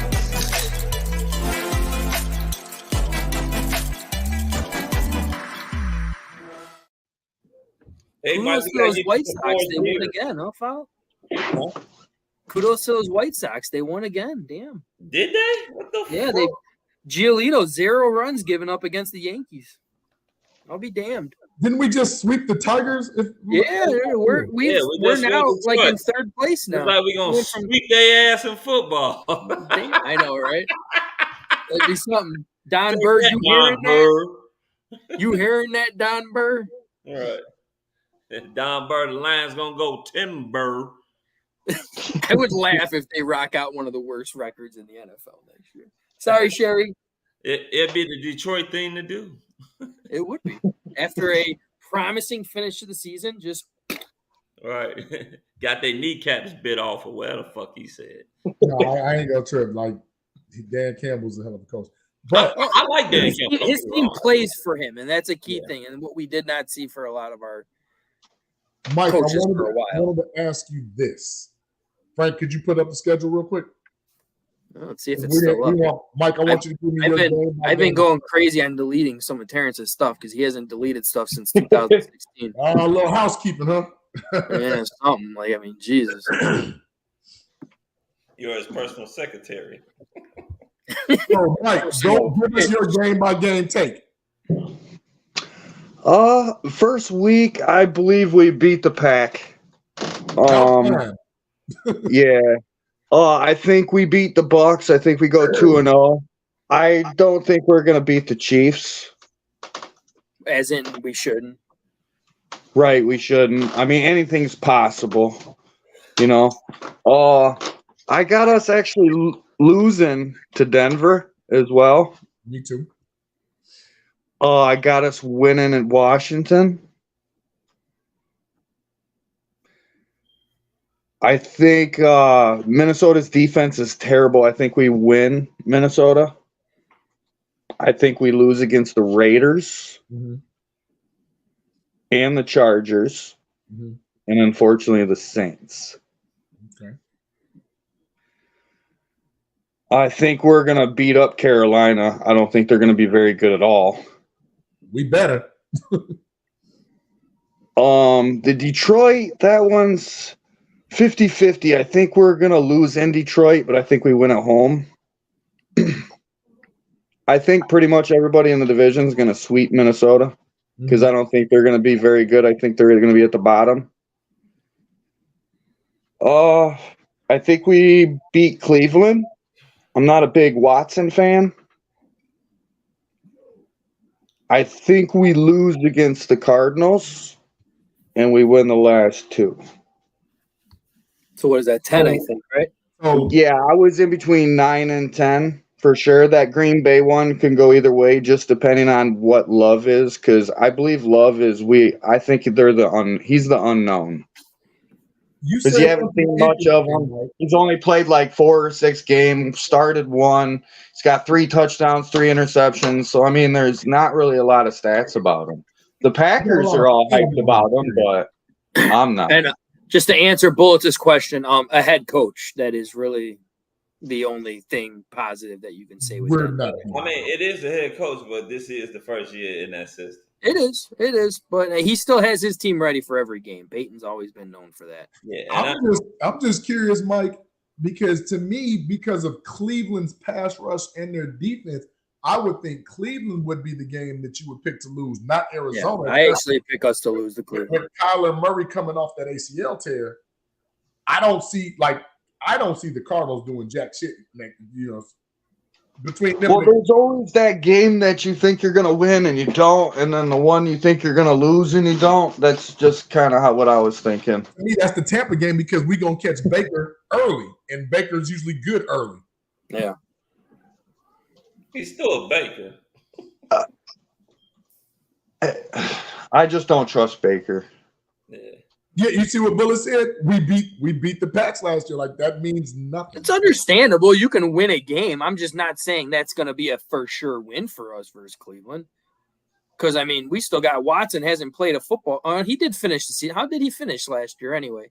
I tell you what, he's got the sweetest contract in the NFL for a player. There's no question about that. Baby. But he's got a squad around him. That's he's probably got the sweetest massage chair at home now, too. Well, tell you the truth, who do they have as their wide receivers? We know they it's got Amari Cooper. We know it's Cooper. Peoples-Jones, is he still there? Donovan's Peoples. They got solid. He hasn't taken that next step yet. Well, he's got a tight end that's really, really good. He does got a really good tight end, yeah. I'm talking about Cleveland does have David Njoku. Yeah, Naku? David Njoku is really, really good at tight end. Didn't he get a little hurt last year? So he's got to stay healthy. Towards the end, yeah. Well, hey, I'm on the record for saying Kyle Pitts got hurt last year. If Kyle Pitts come on the market, Poles go get him. Yeah. Like now. But you letting go of Big Stiffy? No, no, you ain't letting go of Big Stiffy. For Kyle Pitts? Fuck a Kyle Pitts. He's a beast. Well, look at that. Kyle Pitts got a 1K for who throwing to him? Who was throwing to him? Marcus Mariota. Right. I want Carl. Give me Kyle Pitts. Shit. Hey, Mike, we gotta let you know we call Komet Big Stiffy because he's stiffy. They call Komet Big Stiffy. I call his ass. But I ain't gonna lie, he does run like a big Stiffy. I told you, he Mark Bavaro 2.0, just a little faster, and that ain't bad. I mean, I like Komet. I do. I don't see him on the Bears long term. I don't. They I don't are think working out a contract extension with him, so we'll see. Possibly. We'll see. I mean, I don't know. I've always said about Kyle Komet. You always say about Notre Dame, so you might as well just say that. Just say Notre Dame. Actually, tell you the truth, like I told you from the get-go, I thought that the Bears should have drafted the other guy from Notre Dame. Fucking Michigan Wolverine, you. And they ended up getting him any damn way. I like the Chase Claypool coming out of college. Oh, Antonio lit it up for me here. Think about this, because this is what I said. Gronk was stiff too, people. I'm not comparing him to Gronk, but Gronk runs stiffy as well. Komet's got good hands. He's slow as shit. He does need to get faster. But it's because he bulldozes people over. So he doesn't go down on first time. Who do you think was faster, Gronk or Komet? I would love to see that race, actually, because I don't think either one of them are fast. I think Gronk is faster. Gronk, you just throw that freaking ball up in the air and just came down. Is about gone. Maybe in his prime, but I don't think he's. Yeah. I'm talking about in prime, not right now. Yeah. Shit. No, obviously not right now. Like literally Gronk the same year that Komet is right now. But I don't know if he was stiff. Gronk wasn't really stiff. He was. It was awkward because he was so fucking big. He was With stiff. Komet, Right? you just see his ass. He just Komet's big. See, No, he Mark is. Navarro was stiff. Brett Jones was, to a degree, Jason Witten was stiff. Jason Witten, he was a little stiff. Witten had more wiggle than him than fucking. Travis Kelce Witten got had more, wiggle. and he had more speed too. And he like Travis Kelce got wiggle. Okay, look, full transparency. Antonio Gates, as good as he was stiff. Nah, a lot of tight ends are stiff. No, he was stiff. Especially big tight ends. Gates was kind of stiff. Antonio Gates. I'm gonna draft him in my fantasy team. Antonio Gates was like he was taking fucking Pilates compared to Like Jimmy Graham was not stiff. Like Jimmy Graham was not had wiggle. Darren Waller got wiggle. You know what I'm saying? Like Kyle Pitts got wiggle. You know what I'm saying? But it just looks like Komet. Everything is like stiff and robotic with him. Agreed. Those other guys, the other guys that you naming, it just looks like they're just a little bit looser. Agreed. Stiffy look like shit. If he go up like this, it may get stuck, and you gotta put some oil on his shit. That'd be a good nickname right there, the Tin Man. You know what? Hey, Antonio, I like you. You got to come on the show. Dallas Clark. I actually wanted the Bears to get Dallas Clark coming up. I did. Like, I'm a Dallas Clark fan. Like, hey, he old school, Mike. You know, he used to put the tape on the fingers, no gloves. Dallas Putting Clark, on the foil. Dallas. I like Dallas Clark though. Dallas Clark was cool. Yeah, Dallas Clark was cool. He won a Super Bowl with Peyton Manning. When we flip it over to fantasy here, I'm going to say it right now. I'm drafting Cole Kmet. Go ahead. I'm gonna beat you. You probably will. I'll let him slide. It would be early. I ain't gonna draft him like he's fucking Gronk over here. but if Big Stiffy's there in the 7th, 8th round, I'm taking him. You said the 7th to the 8th round. 7th to the 8th round, yeah, because you ain't drafting tight ends that early unless you got a Gronk out there. He ain't Gronk. Shit, I'm drafting.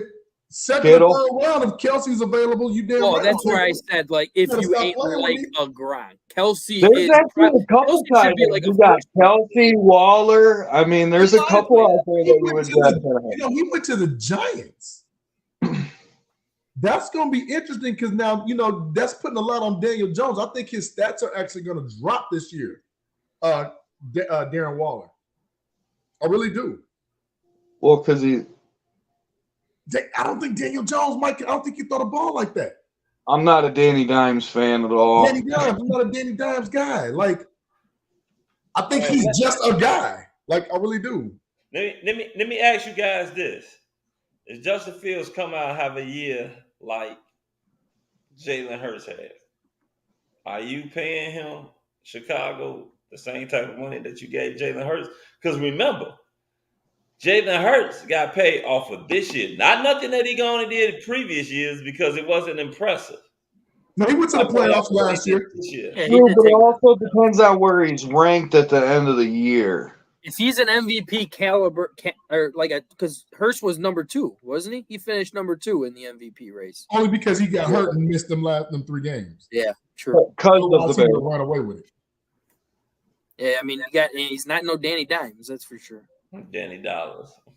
No, wait. Now you're talking shit because Danny Dimes gets $42 million, I think, a year, and he had what did he have? Anybody look it up. 16, 17 touchdowns. He put some decent numbers up. No, he didn't. I guarantee you, he's got between 15 and 17 touchdowns last year. What's his fucking name? Danny what? Daniel Jones is his real name. Daniel Jones, they gave him way too fucking much money, man. I think it's because they didn't think they were keeping Saquon, so they had He put up 3,200 yards passing, 15 TDs, 5 interceptions. 15 TDs gets you $40,000. Million. I'm sorry, 50. I'll pay him $40,000. $40 million. That's $40,000. How many picks? Like $40,000 a pass. How many picks, Tom? He only threw 5. Okay, that's the 3-to-1 ratio. He didn't throw that, but I mean, what was his rushing? He had a lot of rushing. He did have some rushing. Yeah, but who was his leading receiver? Who the fuck did he have at receiver? That's my point. like Darius Slayton. Didn't they have They had Galladay? They Shepard. gave Galladay a Shepard. Nolan Shepard. Galladay, he just fell off. He fell off like Allen Robinson did. You know, Darius Slayton, and then of course Saquon.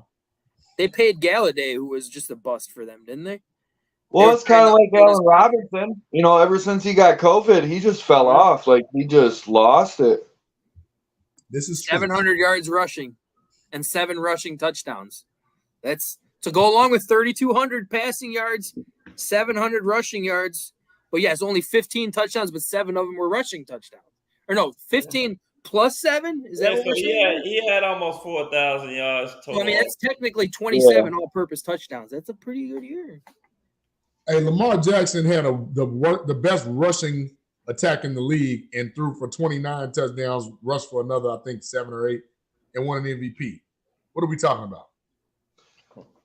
I mean, we're talking about. I mean, you're talking about injuries like that. That's the key thing. That's the only thing I felt like that was holding Lamar Jackson back. But Lamar Jackson's record should have been blasted last year because all year Justin Fields was hurt, and then all of a sudden, like, oh, we're gonna hold him out. Like he was only like 68 yards away or something. Like least attempt it first quarter, I would have got it. I wouldn't have. I have liked him to break that record, but not if it meant his future.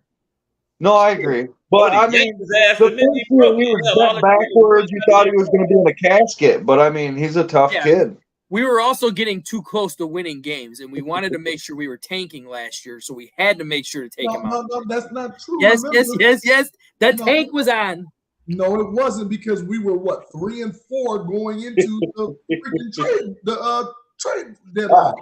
He was just always close. We were close to winning games.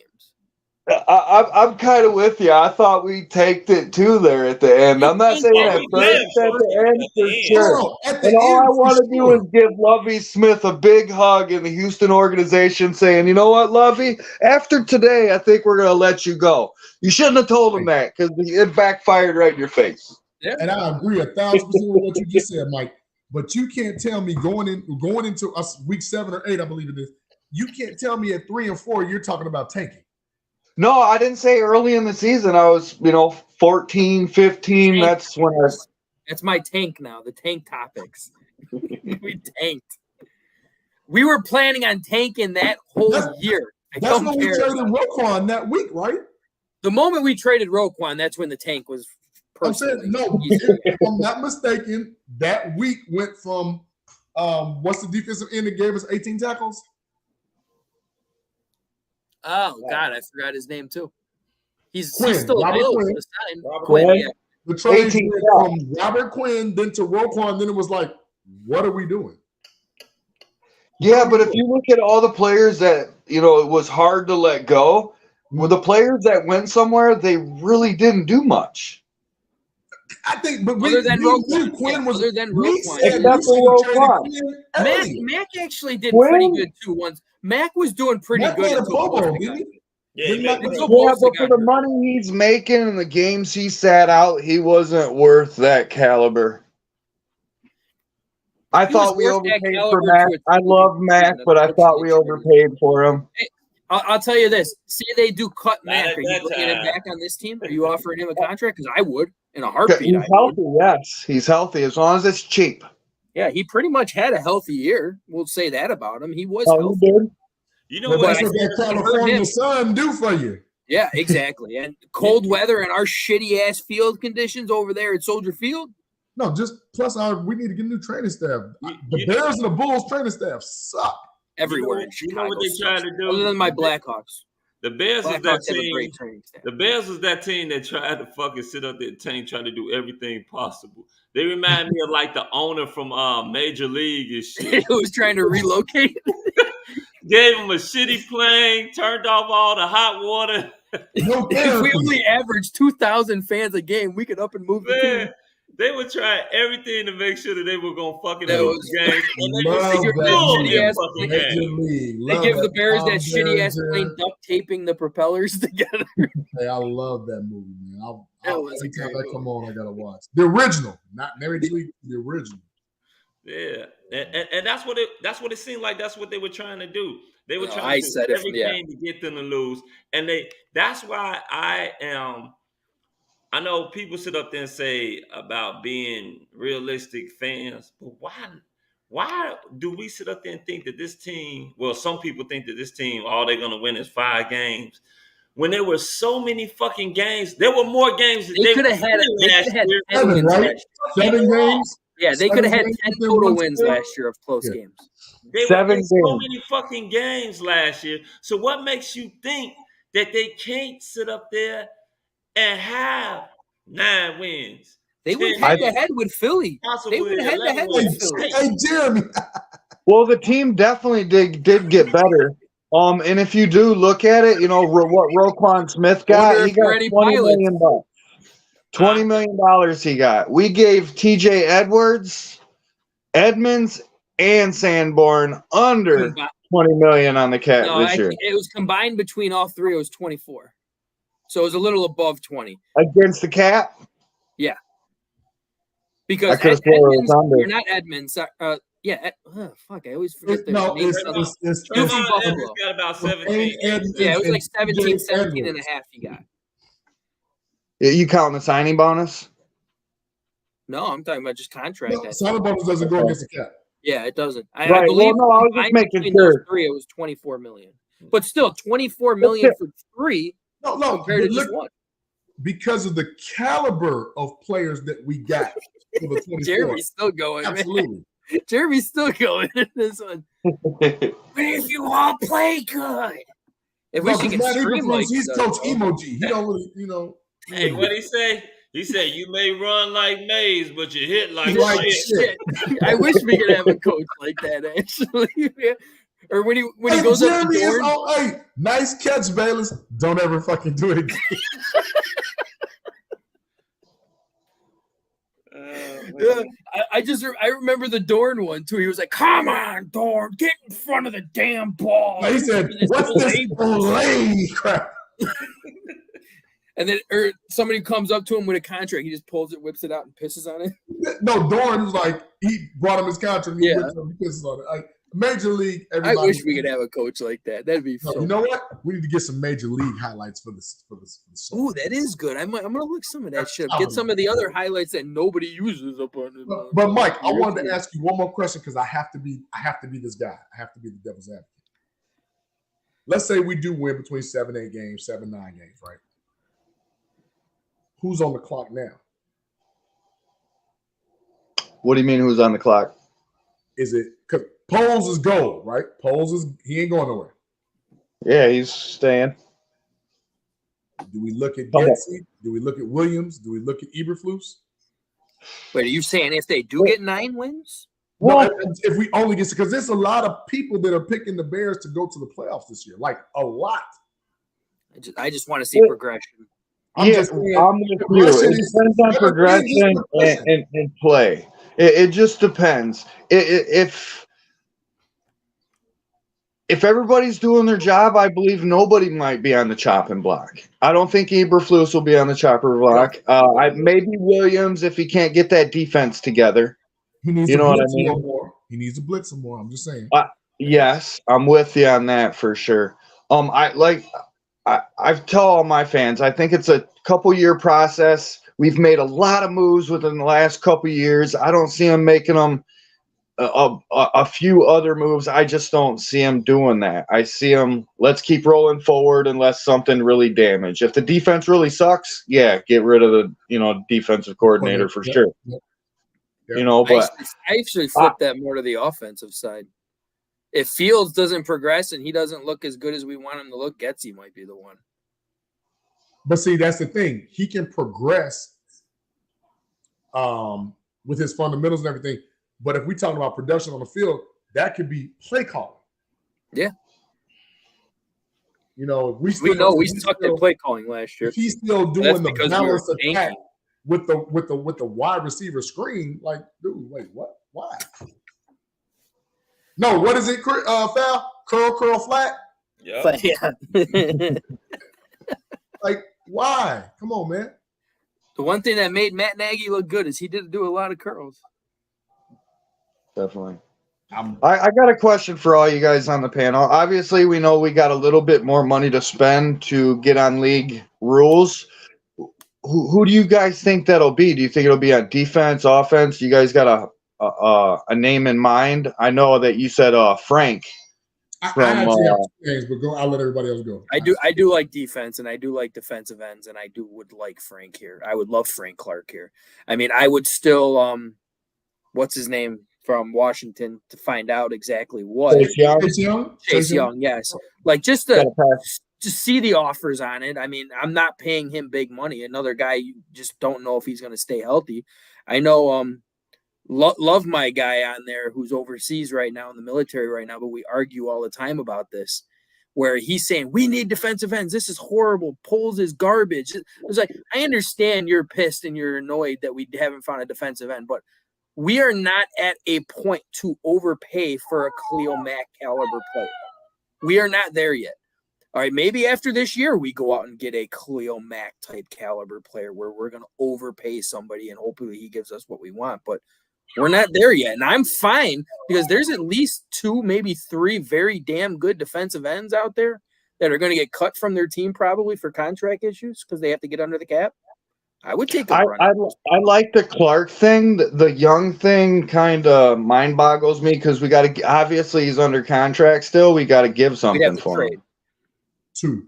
You got to get 2. Yeah, that's what they asked. They said they wanted a 2nd round pick for him. And I don't know if I don't think I'd give that up. Don't get me wrong. He's 24 years old. I don't know. He's got a lot of career ahead of him. He's young. I just don't think they're going to make a move on an injury guy. Mm-hmm. And I definitely don't think Poles is going to do that. Let me break that down a little bit longer. A little bit further, because if I'm not mistaken, they want a 2nd round pick, but we have 2 2nd round picks, correct? Yep. Yes. So if you were to give him the 2nd round pick, but we absorb the contract that he's already under, I would like to have Chase Young on a 1-year prove-it deal with some incentives, right? I'm not just going to give him based upon that's what Washington gave you. We're absorbing the contract. You out here looking like dog shit. I'm not going to do that. Pernell McPhee Jr. I don't want another Pernell McPhee type person, and that's what I'm afraid of when it comes down to Young. It did. It backfired in our face. Yeah, that's what I see when I see Young. And now, I would rather. Actually, who I got is an unknown. Person I got is who we don't know that's gonna get cut. Well, June 1st already happened, so it's some more coming. But the original people that we knew was going but that's what I'm saying. I think that's what Poles is doing. Poles is playing his card tight. He's waiting to see if there's gonna be a surprise cut, like somebody sit up there and cut DeAndre Hopkins. Yeah. So I think that's what he's just doing. That's why I'm not worried about Yagankwe and Frank Clark and all that, because I put it to you like this. If teams were really knocking down that door trying to get these guys have been signed already. Yeah. I think he's going to sit back, wait till all these official cuts go down, see if somebody worthwhile gets cut, and then I think he's going to make his move. I think. Correct. Before you go, JB, Houston's under contract still with Kansas City. We would have to make a trade for him, though, wouldn't we? Yes, for Justin. Yeah, and I think he's still got 1 more year only. It's only Frank Clark from Kansas City that did not get re-signed. He's like a legit free. Yeah, Houston's still under contract. Clowney. It's him, Clowney. There's another name right there that you just said. And I know a lot of people. I can't think of his name right now. Melvin Ingram, right, from the Chargers. Isn't Melvin Ingram available? I think I read. Yeah. Melvin Ingram. Not a bad player. Melvin Ingram. No, it's better than what we have. That's the key thing. It's better than what we have. Anybody said it's better than what we have. For sure. You did bring up Clowney, and I'm sorry. I'm not against them bringing in Clowney to be a rotationary type defensive end. I'm not. It's not going to hurt you. It's a 1-year deal. You're not giving them a lot of money. I just don't see how it's going to hurt anybody. Because I don't think it's going to hurt, but we still need that power. We need that starter. We do. I'm not knocking Clowney in the rotational. We just need that starter. Yes. That's just I'm not saying opinion. He's your most important piece, Clowney, but I wouldn't mind bringing him in. Cheap 1-year prove-it deal. He's definitely got to be on a prove-it deal because he don't play more. There's no question. You wouldn't give him any more. Like the first thing that I would put in his contract is you must play 16 games. I'm not even giving him. Well, we did sign Walker for 8 or 9, and he's not a starter. Well, remember he came off, but we knew what he was coming from Tennessee. Yeah. And we're just thrusting him in a position because he was pretty much a rotationary type guy. He was, and he's fresh. The thing that I have, like I said, with Clowney is everywhere Clowney goes, he'll make And like Rock said it perfectly too, and I agree. You don't know what it's going to be, but if he's going to come at, it's not worth not picking up the phone call because nobody's going to freaking pay him a lot of money. He's not going to get a long contract, a lot of money by anybody because he hasn't earned it. He hasn't done a damn thing. They won't, but see, Frank, here's the reverse caveat of that. You'll wait. Next thing you know, it's July. We get deep in the training camp. It's all. Then somebody like Buffalo will be like, he's the missing piece. It's a good point. And then you bring in a guy who doesn't care about football, who's probably not in shape. Give him $3 million, $4 million, $5 million, fully guaranteed just for this one season to go for a Super Bowl. That's probably what he wants. We don't want that here. We want somebody who wants to come in, mentor, put in work, and build. Not somebody who's looking for a quick payday because we got a lot of money. Like that's not like that's old. That's Ryan Pace. We need to continue to stop doing what they used to do in the past.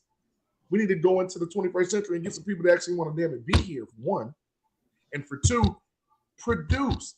I was talking to somebody just rambling about football, and they said, would you bring Leonard Floyd back? And I said, you know what? The Leonard Floyd that we had is not the same Leonard Floyd that produced in LA. And I said a lot of the reasons, because he had 29 sacks in 3 years. The reason he did a lot is because of Aaron Donald and them boys in front of him. Thank you. Glad you said it. Because when Aaron Donald went down, look up the stats, everyone who loves him. He had one sack. Zero. He had one quarterback hit. Hit. That's what it was. He had one quarterback hit every game that Donald did not play. And I was like, you got to read in between the lines, Mike, and do a little bit of research. You can't bring that guy back just because you saw the stats. That is something Pace would have done. There you go. That is something. What you were saying about production, my addition is, I think, I'm not saying he's gonna, but I think it'll be Yannick for $10 million. And I'm gonna throw a curveball. I'm gonna throw one more player in there that's got records, that wants to play for Chicago. He lives in Chicago. He does everything in Chicago, and that's Robbie Gould. Well, we've already talked about Everybody wants Robbie Gould back. I don't understand why the hell it hasn't happened yet. Right. I mean, who misses 7 extra points? I'm sorry. Extra points is a chip shot. And Santos, sorry. Not worth it. Gotta go. The extra point, but he'll hit that same yardage on the regular field. Like, I don't know if people just don't think about it. I've loved Robbie Gould. He was a construction worker. He was a walk-on during, back in the day when they said, hey, we're having tryouts, let's bring him on. And, man, he made it. And he made the best of it. And he's literally the highest score points for Chicago. And my guy, Paul Ettinger, didn't miss any extra points either. We need him definitely back. Definitely. And we'll advocate for that. My pick, like you already know, I would love to have Frank Clark, somebody of that ilk. I would call Calais Campbell, but I want to know, what are you looking for? Because Calais Campbell probably wants to win a championship. I would call JJ and be like, hey, what you want to do? JJ wants to come here. It's sad. But he wants to. He loves Chicago. The other player that I would kick the tires on, feel me on this for a second before you judge, I would call Eric Fisher. Remember, Eric Fisher was the number 1 pick in Kansas City. Went to the Super Bowl, blew his knee out. Now he's 2 years removed. He's back, but he's not. As last I looked, he's not signed. To me, that's the veteran swing tackle that we might need to light a fire under Braxton Jones. I'm just saying. I like. How do you turn that Eric Fisher down? No. If he's willing to come here, Pro Bowler, first round pick, killer. He just got hurt. Yeah, those are injuries suck, especially for Kansas City, because Kansas City had gave him some money But that's a keen injury to come back on this fucking field condition too, though. Let's not forget that either. A lot of people Especially with bad talking lower about back. somebody Especially for a big guy. you're talking about somebody that's beyond the injury now. Yeah. And still young enough to come in here and anchor, because the same thing that they wanted Alex Leatherwood to do, like, okay, forget him. Let's see what Fish can do. It doesn't cost you anything. Leatherwood's still on the roster, actually? Yeah, I don't know. Yeah. Leatherwood, is he? Yeah, he is. He is. What is Dozier? Is Dakota Dozier still on I think I think Kramer is. Yeah. No, keep Doug Kramer. Because Doug Kramer didn't get a chance to show. Right. Because of his injury. Like, I think we got something with Doug Kramer. Like pump your brakes on Kramer. I'm gonna keep Doug Kramer.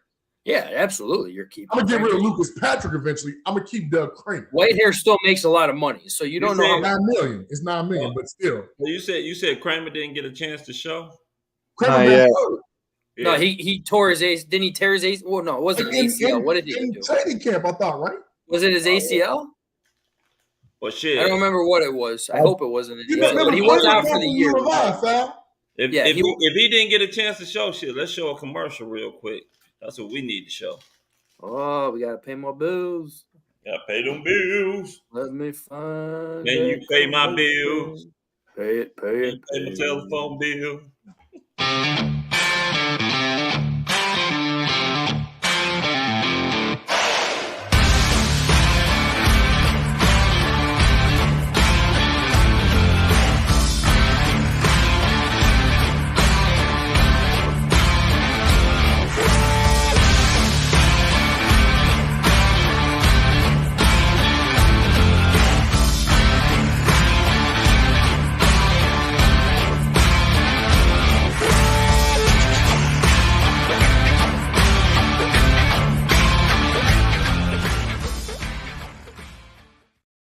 Get your it.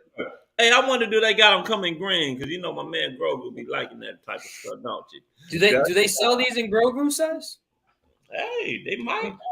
You We'll want have, one? to check, we'll have to check that out. Hey, Fal, you get that Jedi beige. Yeah, get that Jedi beige going, man. For my man Grogu over here. Yeah. Grogu. And Rock Liggins, thank you for chiming in, brother. Hey, you're right. I am not a fan of Jadeveon Clowney currently. To me, he gives you that Mario Williams vibe. Like, I done made my money. I don't give a damn about football no more.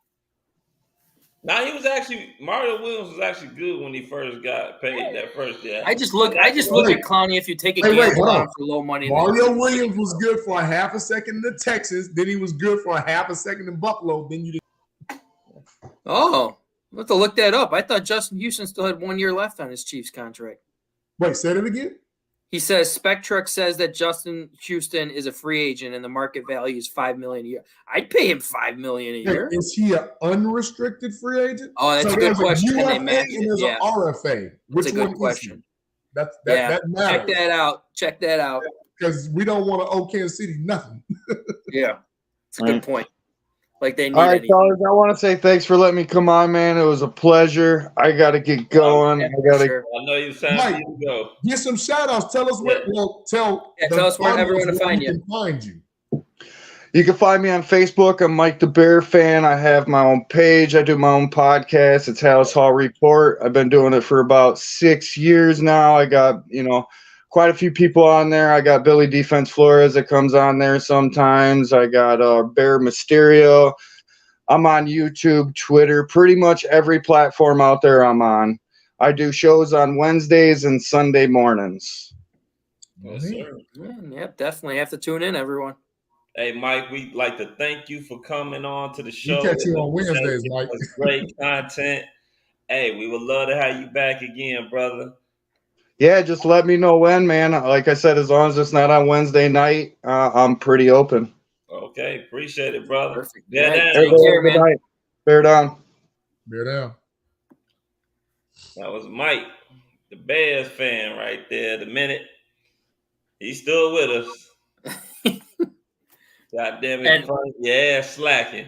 Bullets did say it does show that he is an unrestricted free agent. Okay. So no, that's perfect. Yeah, I would take him. I don't know. I didn't even know that. Take a flyer. Like, what are we? Yeah, See, for $5 million a year, absolutely. I'd maybe even sign up for 2 years at only $5 million a year. I would go 2. That's chump change. Yeah, for sure. That's chump change. Like, I was just like, dude, I was literally just thinking to myself, where is the mom of the podcast? But I haven't heard her on here. Right. oh no, she been texting earlier. So she was lurking because I think this was her first comment. L for love, though. L for She love. been texting earlier. Well, let's get into some small little hawk talk and then get to some shout outs. Ooh, I could get. Oh, go ahead. No, I was gonna say before we do that, if we look in the chat, my man Rock Liggins stated, if you scroll up, he said Sean Merriman was the same way. Sean Marion got caught with using fucking drugs too. But that was later, right?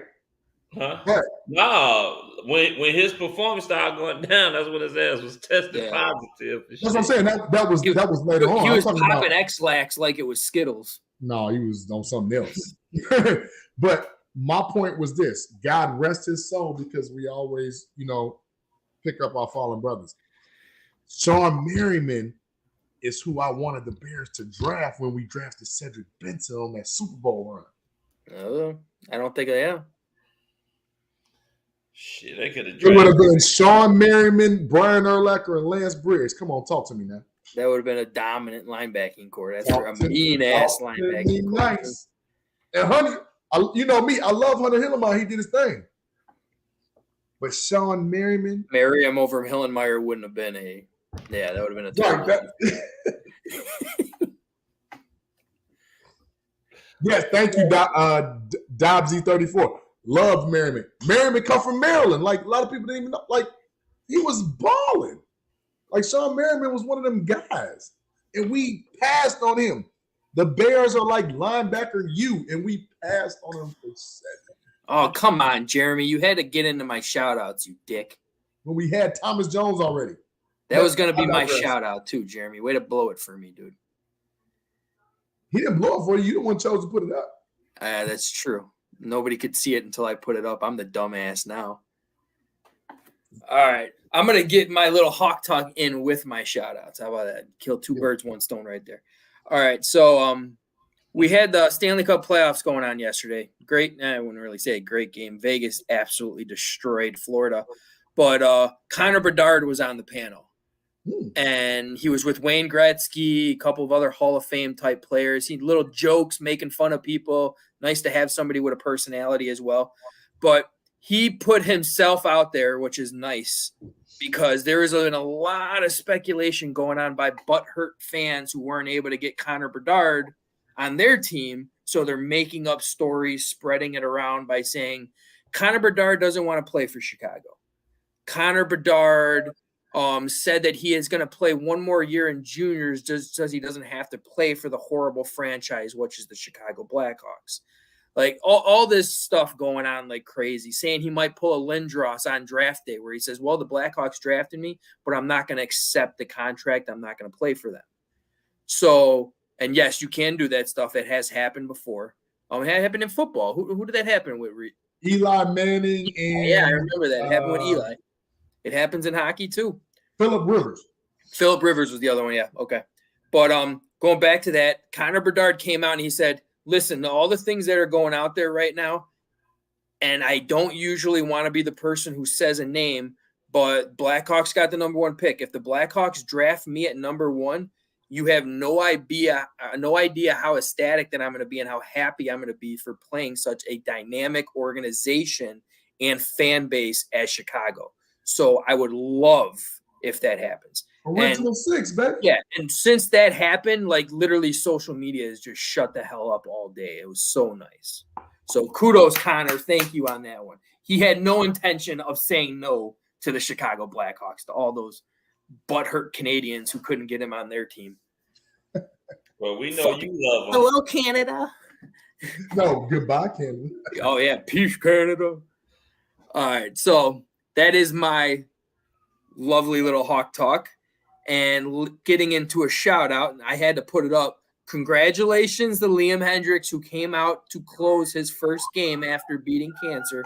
Kudos on that one. Kudos to the Chicago White Sox, man. Like, I think that's now 7 out of their last 9 games that they have won, and they swept Detroit and they took out the Yankees. So that's 5 in a row. Yeah, they're half a game. They're half a game out of third place now, and I think they're only a game out of second place. And they were one of the worst teams in baseball. Like, I think that division has 3 teams that are under 500. It is a very weak division this year, which is good for the White Sox to come back. And then we will lead it into the chat. Chat was lit, start to finish. One thing I am going to bring up, and we didn't get time to talk about it, and I'm going to tell everybody to go to the Chicago Clubhouse podcast page and let me know if you still want in. We are looking to have a fantasy football league for the Chicago Clubhouse podcast. And from what I'm seeing right now, we already have at least 20 people that want to play. So we'll have separate brackets and everything. If we get more than that, we're going to have a couple of other brackets. But our boy on here, our guy, where is he? He talks a lot and I can't find him. Antonio, I won't say volunteered because I kind of just told him, please do it. But he's going to be the commissioner because he actually has commissioner experience with it and everything. And I will help you and everything as well, my man. So if you still want in, we already have at least 20 plus people, but we will take more. If you want in, put it on the podcast page. I'll add you to the list. And we will kind of look to maybe try to do a fantasy football live draft on the show, possibly too. I think that'd be kind of fun and cool. And if you don't make it, then it'll just be an auto draft for you. You just do it like that. Other than that, a chat. Antonio, Jeremy, Dobbsy, Janita showed up a little late. Happy you got on, though. That's all that matters. Rock Liggins. Has Rock been on? That's a new one for me, friend. Yeah, that's a first name for me, Rock. I'm happy to have you on. Welcome. Bullets, the podcast mom, JB's mom. Always love seeing you chime in. I'm sorry if you chimed in early. I don't know how I could have missed it. That was the first time I heard her comment. Trey 5. Yeah, and damn, yeah, a lot of people again. So kudos, Grogu, you my man. You guys always love being on here on Tuesday nights. That's all I got. JB. Let me go next. I'm gonna just echo what Frank said in the chat. First of all, shout out to Mike the Bear fan. Mike hosts his own Hallis Hall podcast. You can catch Mike on Wednesdays, Fridays. Mike has a lot of insight. Just a good dude, comes on and talks to us. We share, content and everything. Check Mike out. Great content on his page. And he's on Facebook. Well, you just missed it. Shout out to my brother from another. Shout out to Bullets, who's been with us from start to finish today. Always. So he's a LeBron James fan and a New York Yankees fan, and I still fucking love this guy. Like, I mean, how does that happen? Well, he's more of a Laker fan, if I'm not mistaken. He's a LeBron James fan too. I didn't say, but he's more of a Laker fan. Shout out to Jeremy. Shout out to Trey 5 for sure. Antonio, thank you very much for that. Dobbsy. Brent and Dobbsy was new. Hey, shout out to my man, Harry the Greek. Oh, Harry, my bad, man. I forgot you. Damn, dude. Harry, I got to get you on, brother. I haven't spoken to you in a long time. Thank you for tuning in to the podcast.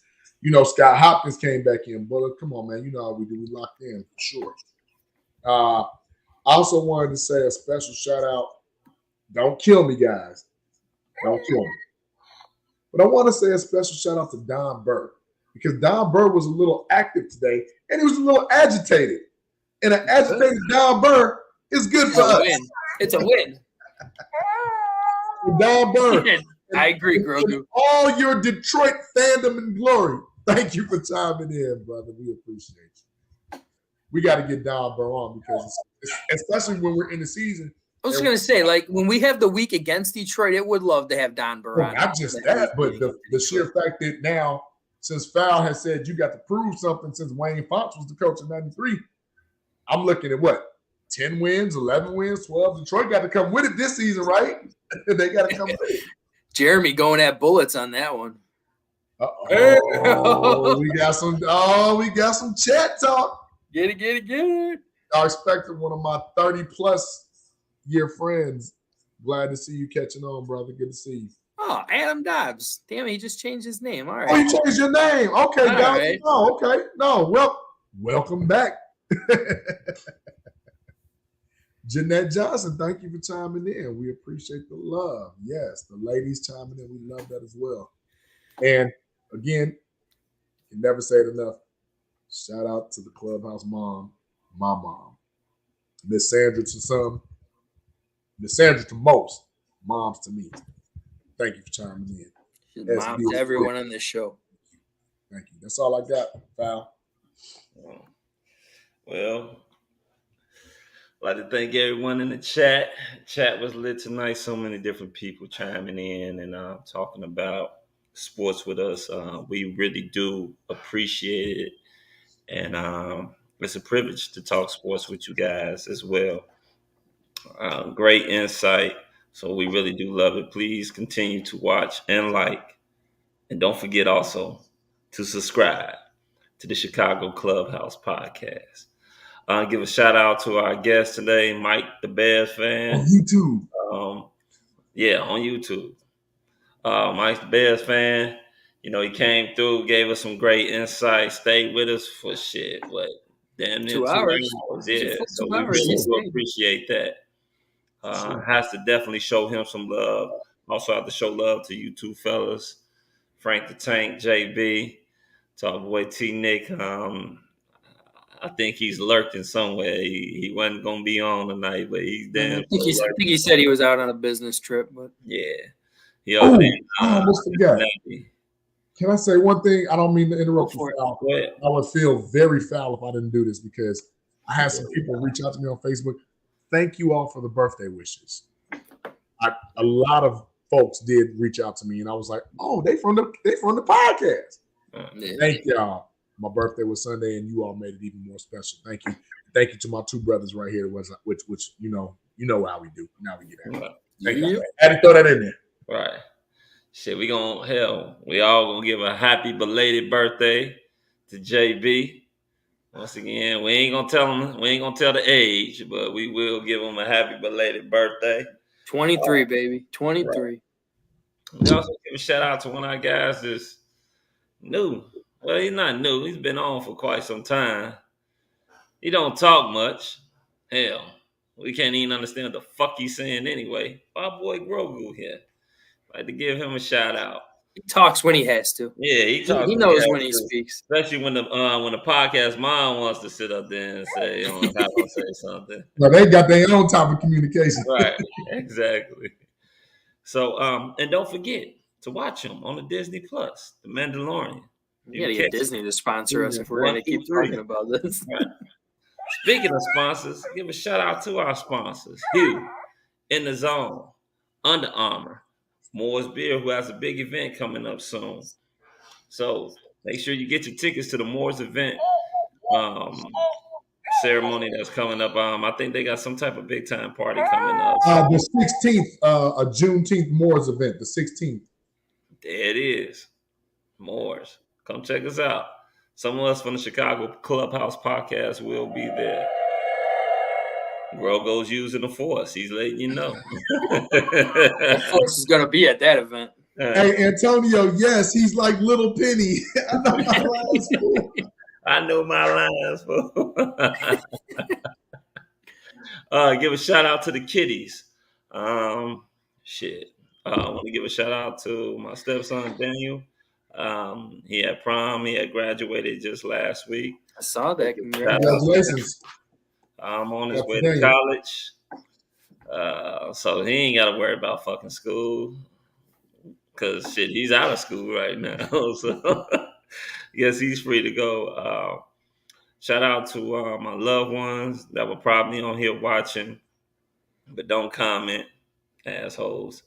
All for love. Yeah. A for asshole for not commenting, but I love y'all anyway. And matter of fact, just shout out, just want to show love to the city of Chicago, period. Let's put down the guns. Let's stop the violence. and enjoy life while we can, enjoy one another, give each other their flowers while they're still here. So give your loved ones their flowers while we're still here, because one thing that we know that's damn full for sure is that we're not promised here for too long. So yeah. Hey, I did always hear too, when the Bears are winning, crime rate goes down. it does. So hey, Bears, Oh, that's a real thing. start Yeah. freaking winning. So Eberflus, Poles, Justin, get this winning shit going, because the city loves when we got a winner, and god damn it right now. We ain't got shit. That's why crime rate so high. Shit. It's like we got nothing to lean on anymore. They got nothing to believe in. The only one who's close is the Bulls, and that ain't anywhere close. All right. So outside of that, shit, I'm done with the shout outs. We'd like to thank you for watching the Chicago Clubhouse podcast. Tune in next week, next Tuesday, 8 o'clock. Same bat time, same bat channel. We out. Ain't that right? This has been a Chicago Clubhouse Network production.